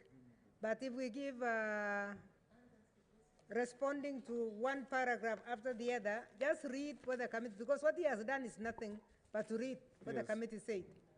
And he cannot change the report at this stage. Gusia. Senator Wetangula, I'm giving you only 1 minute because he has not said anything except to read what the committee said, and we are not telling him to change what the committee says. Madam Speaker, we have been part of this process, and we want it to get to a conclusion that is helpful to everybody. When a House is legislating, there is a presumption that what you are legislating is constitutional. How can we say, Madam Speaker, that this is unconstitutional, we will pass it, but it can be, let it be challenged in court at an appropriate time? Madam Speaker, that amounts to abdication of responsibility. And I would want to urge, Madam Speaker, because Senator Omogeni is a very fine lawyer, no doubt. He's been our chair of the Law Society. Senator Orengo is senior, Mutula Kilonzo, mercurial. Madam Speaker, they will help this House a lot more, particularly for colleagues who have no legal training background, to understand that you cannot bring a legislation and tell the House this provision is an assault on the Constitution, is an affront on the Constitution, It's a clawback on the Constitution, but pass it, let somebody challenge it in court. Madam Speaker, this is what we are grappling with. And on this, Madam Speaker, in debate, a point of order can be raised at any moment. It cannot be predicated on the totality of the member on the floor saying. Where he veers off the track, we have the right to move in. Where he sidesteps, we have the right to move in. And we are not doing this because we want to derail debate. We want to have a good constitution to help this country. Senator Masitsa Naomi Chionga. Thank you, Madam Speaker. I just want to do an extension of on what Senator Wetangula has said. Some extent, yeah. Madam Speaker, most of us, as they have said, we are interacting with this report for the first time. And that's why we are keen sitting here listening, because we are representative of the people. If we interact with the report as it's being laid on the ground, we are interacting directly with the report because we want to understand it more. If we wait for the chair to finish and then we interact it more, we might be left out somewhere. So give us time, if possible, to interact with it as it continues so that we get it. Some of us, we do not have background, legal background, as he's saying. So we want to learn more and know that what we are being taught here can really go into our minds and do something as a change to this constitution. Thank you, Madam. Thank you. Speaker. There is a point of order from Senator Langat on Zoom. He's on Zoom. Senator Langat.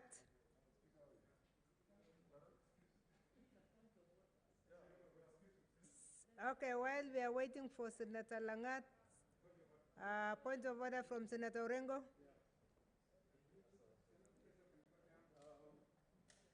Mr. Speaker, I come on a point of order. I just had the distinguished senator from Bungoma talking about issues that how can you pass something that you've already declared to be unconstitutional.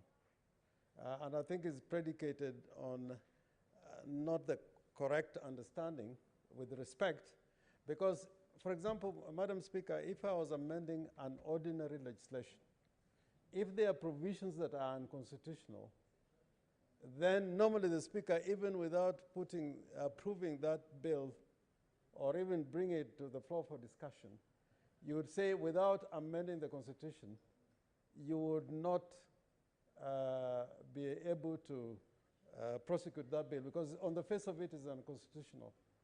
But where you are amending the Constitution, on the face of the provisions that are there, it may be unconstitutional.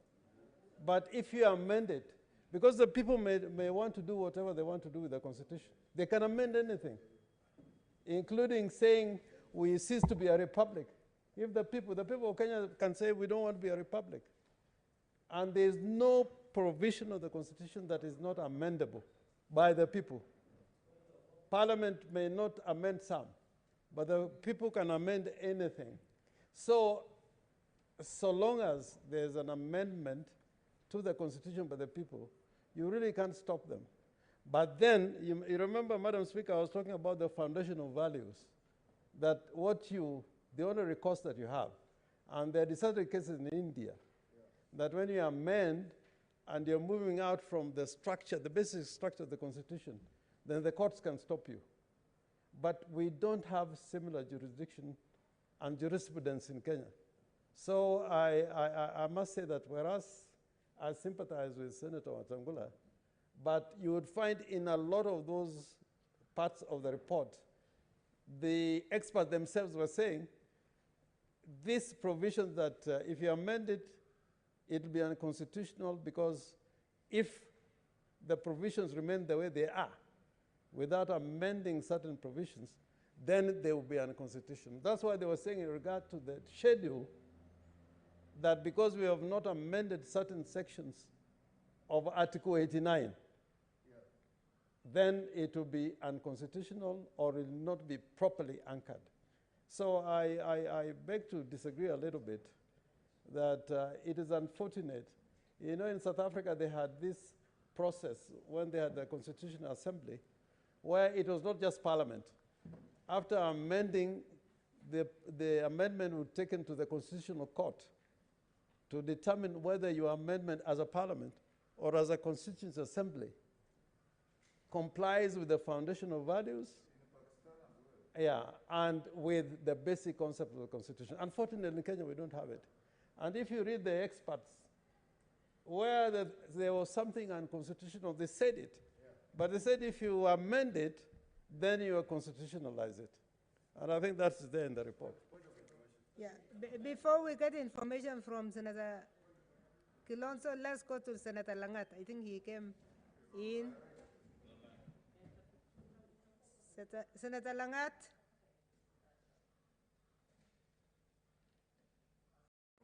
I tend to think that, as James Orengo has said, it is very important for us to ventilate at every stage, either through point of orders or points of information. Because remember, madam, we are being watched by the public that we are representing. And our contribution will also shed light that will make an informed decision during even referendum. So it is so important that we ventilate more at every stage very retrogressive and unconstitutional areas of this particular bill, so that it can help not only us who are in the House, and maybe some of us who don't have the background on the legal perspective, but it will also help those who are watching us down there in the villages that we are representing, and give them more information. So I really support that we ventilate it thorough in every stage, and we should not hurry. Thank you. Thank you, Senator. Senator Kilonzo Mutula Jr. Point of order. Yes, it's information. It was information to who? To Senator Wetangula and people and Senator Wambua. Senator But it's also a point of order. Okay. Yeah. Senator Wetangula is not interested in any information. Yeah, but it's also on a point of order. Let us proceed on this point of order first. And let me start. This morning, Senator Wetangula said that people should read this report. The non-lawyers will take less time, and the lawyers will take less, the non-lawyers will take a little shorter time. Madam Speaker, I'd like to point members to page 100 of the report, paragraph 369. Yes, that's why I said it's information, but it's also a point of order. The committee considered what in other jurisdictions is called unconstitutional constitutional amendments. And you will find the findings of the committee here. So while making findings on unconstitutionality of some of the clauses, it is addressed here. So I'm trying to assist. Now, in this report too, and I would like you to turn to page 123,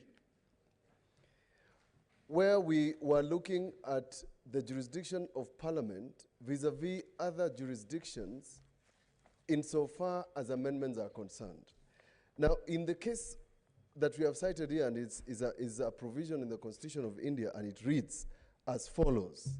For the removal of doubts, it is hereby declared there shall be no limitation whatsoever on the constituent power of Parliament to amend by way of addition, variation, repeal the provisions of this Constitution under this article.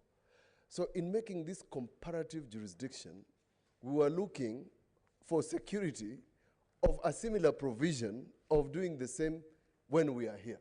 So I'm informing members that the committee also considered these issues. So once you, and I'm trying to help Senator Shionga, who has said they're non-lawyers. This is what the committee was trying to do, so that it answers part of the queries. So that then in terms of the debate, we are able to say, do we have a similar provision like the ones in India? That's one. And two, what do you do with and what you consider an unconstitutional constitutional amendment at this stage and what happens when it goes to the public. Those concerns are also raised here in a very succinct manner. Thank you. Thank you, Senator.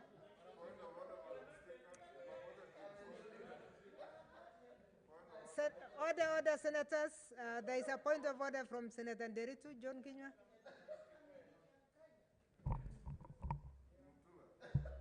Kinyua.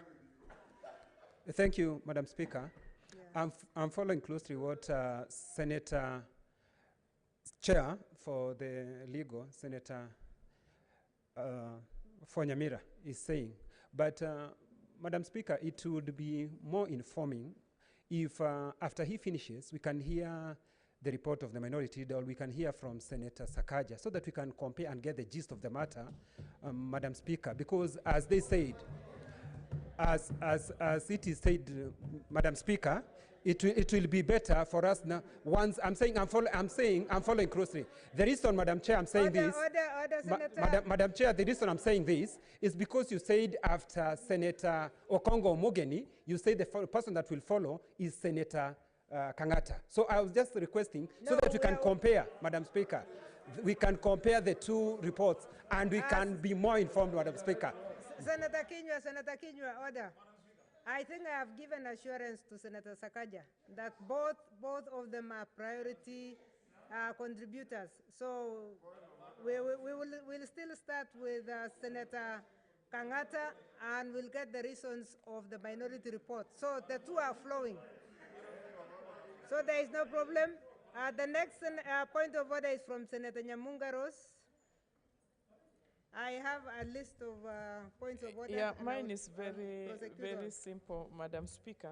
In the foregoing circumstances and from the mood of the House, I think we should have done a brief kamkunji before we got into this debate, because there are too many questions of concern to us, and if something is unconstitutional and it is amending a constitution, whereas we should have been put in a position that we understand some of these things before we get into the main debate, Madam Speaker. That is just my view. Thank you. Point of order from Senator Wambua Enoch. Then Kimani Wamatangi. Madam Speaker, You'll be next after that. you remember the initial point of order that was raised on this matter was on the issue of when a committee, in writing, Madam Speaker, these are not mere words, it's in writing, writes and says that this provision is unconstitutional. And I know that Senator Sakaja has a different view on that matter.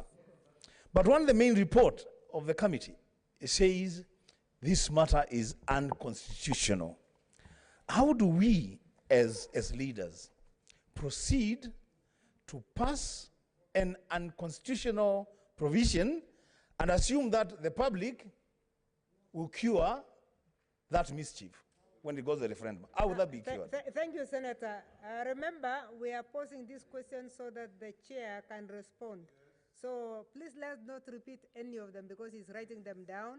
He will be able to respond. If you have anything different, Senator Wamatangi. Senator Wamatangi.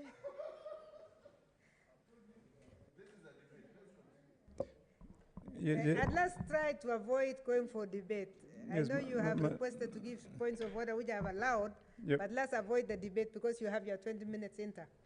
Okay, Madam Speaker, my point of order, and I understood what the chair was saying earlier, actually, when in response to what Senator Wetangula had raised, when he tried to explain the limitations that the committee faced when they were considering the legal latitude they could employ in dealing with the popular initiative. But my question would be then, because in that explanation, Chair, you have said then that in dealing with then that unconstitutionalism, that then the remedy would be some people going to court. Then at what point, at what point is the committee, or did the committee envisage that remedy would be found by going to court? Thank you, Senator Moses Wetangula, and please let's take the shortest time. I wish that he responds before we Where is rise Mbuzia? in 15 minutes. Eh? It's already So done. that he doesn't forget what Thank he you, has Madam given him. Speaker. Yes. I want the chair and Senator Mutula Kilonzo and the minority leader to remember the words of Kathy Kilonzo, that if the input is illegitimate, the outcome can't be legitimate. If the input is illegitimate, the outcome can't be legitimate. What made me rise on a point of order that has led to this flurry of points of order was a statement from the chair, and he's honest because he was reading from the report, that this matter is unconstitutional, and he ended up by compounding it even worse by saying that those aggrieved may have to go to court after we pass an unconstitutional amendment. And what Mutula has come to say, Senator from Makueni, even compounds the difficulties that we find ourselves in. Because, Madam Speaker, he has said that in India, what he was quoting, you debate, you consider, and you legislate.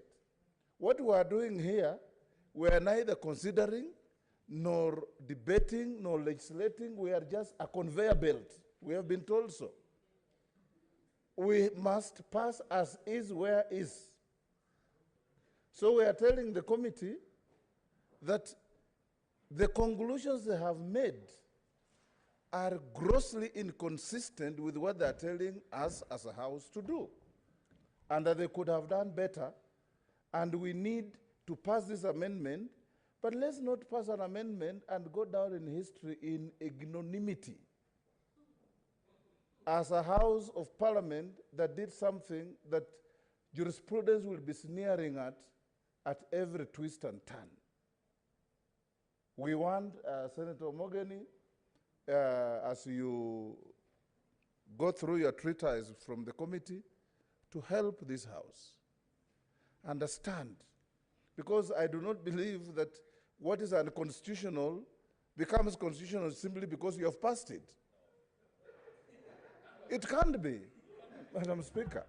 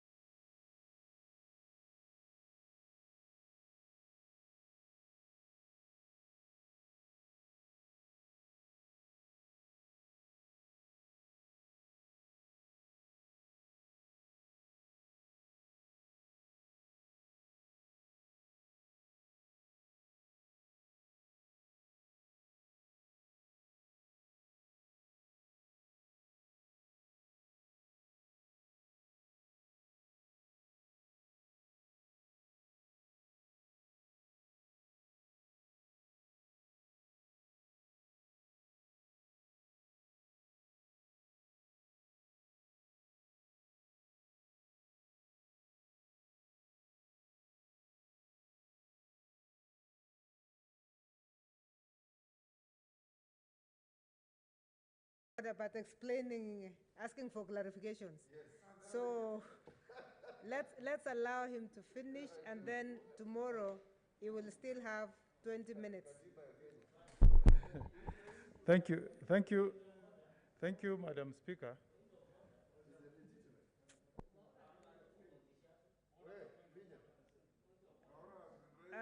Senator Cherarkei, and please let's ask points of order.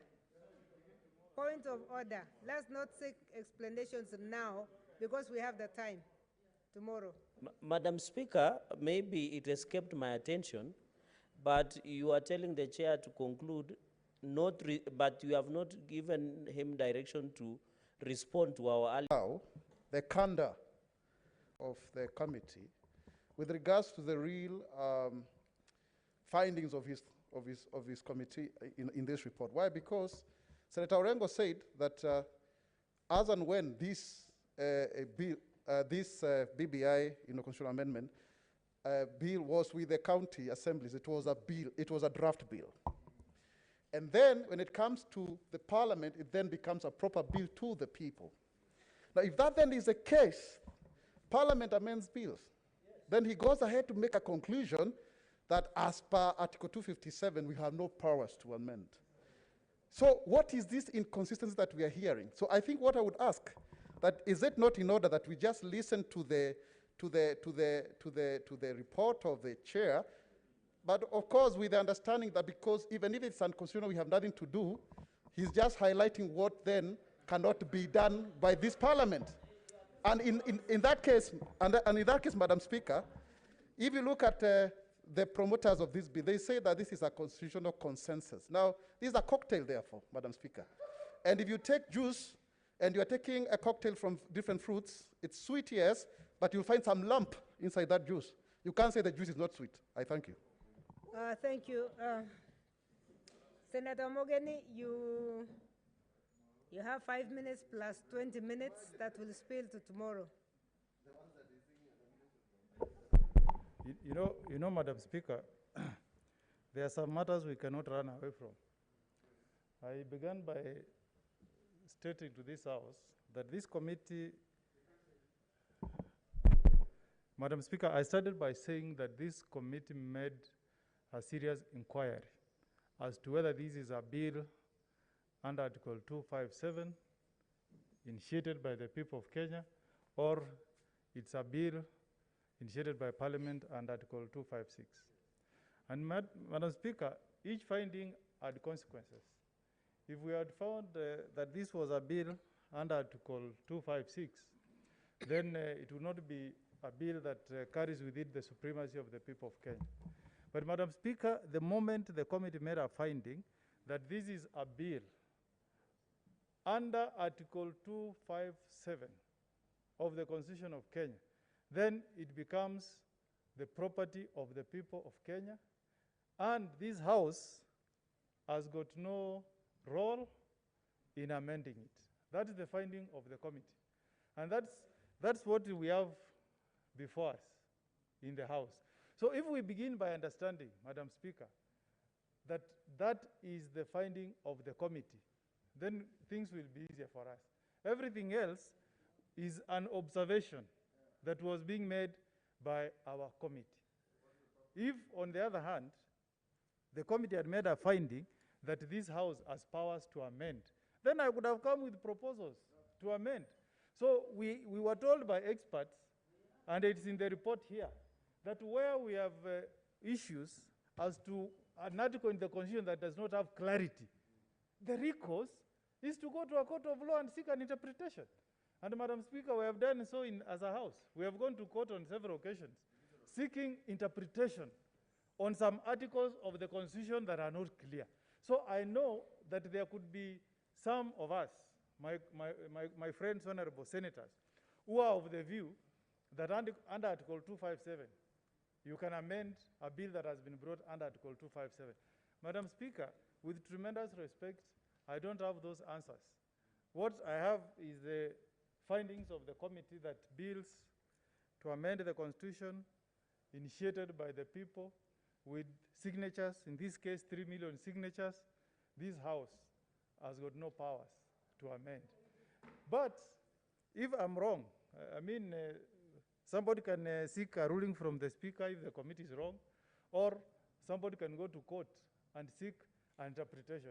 And Madam Speaker, I'm telling you, if I get an interpretation from court that says we can amend, I'll be the first one to move amendments to this bill. But as long as I don't have that guidance, Madam Speaker. That whatever we are doing here. Yeah, two issues, Madam Speaker. One, I seek your direction that tomorrow, as you had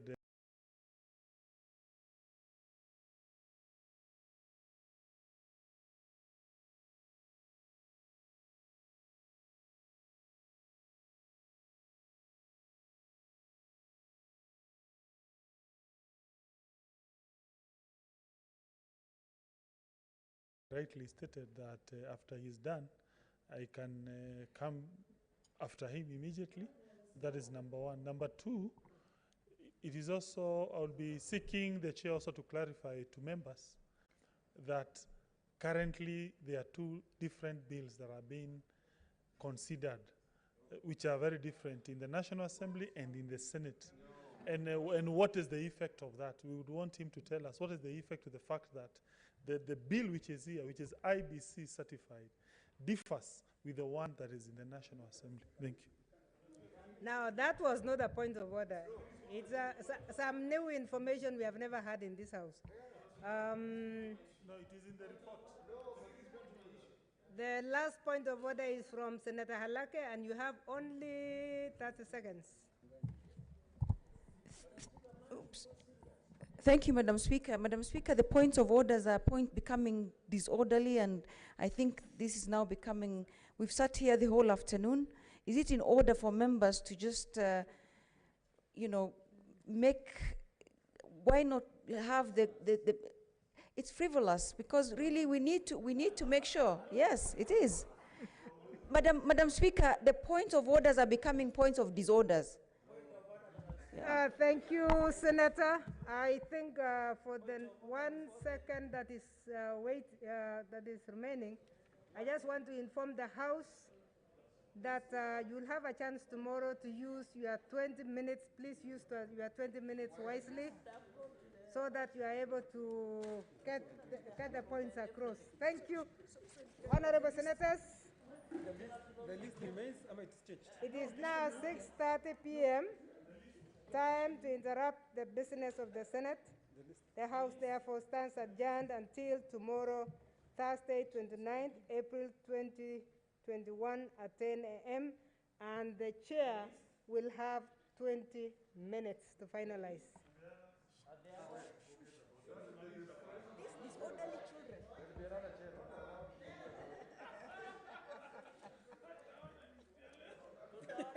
children.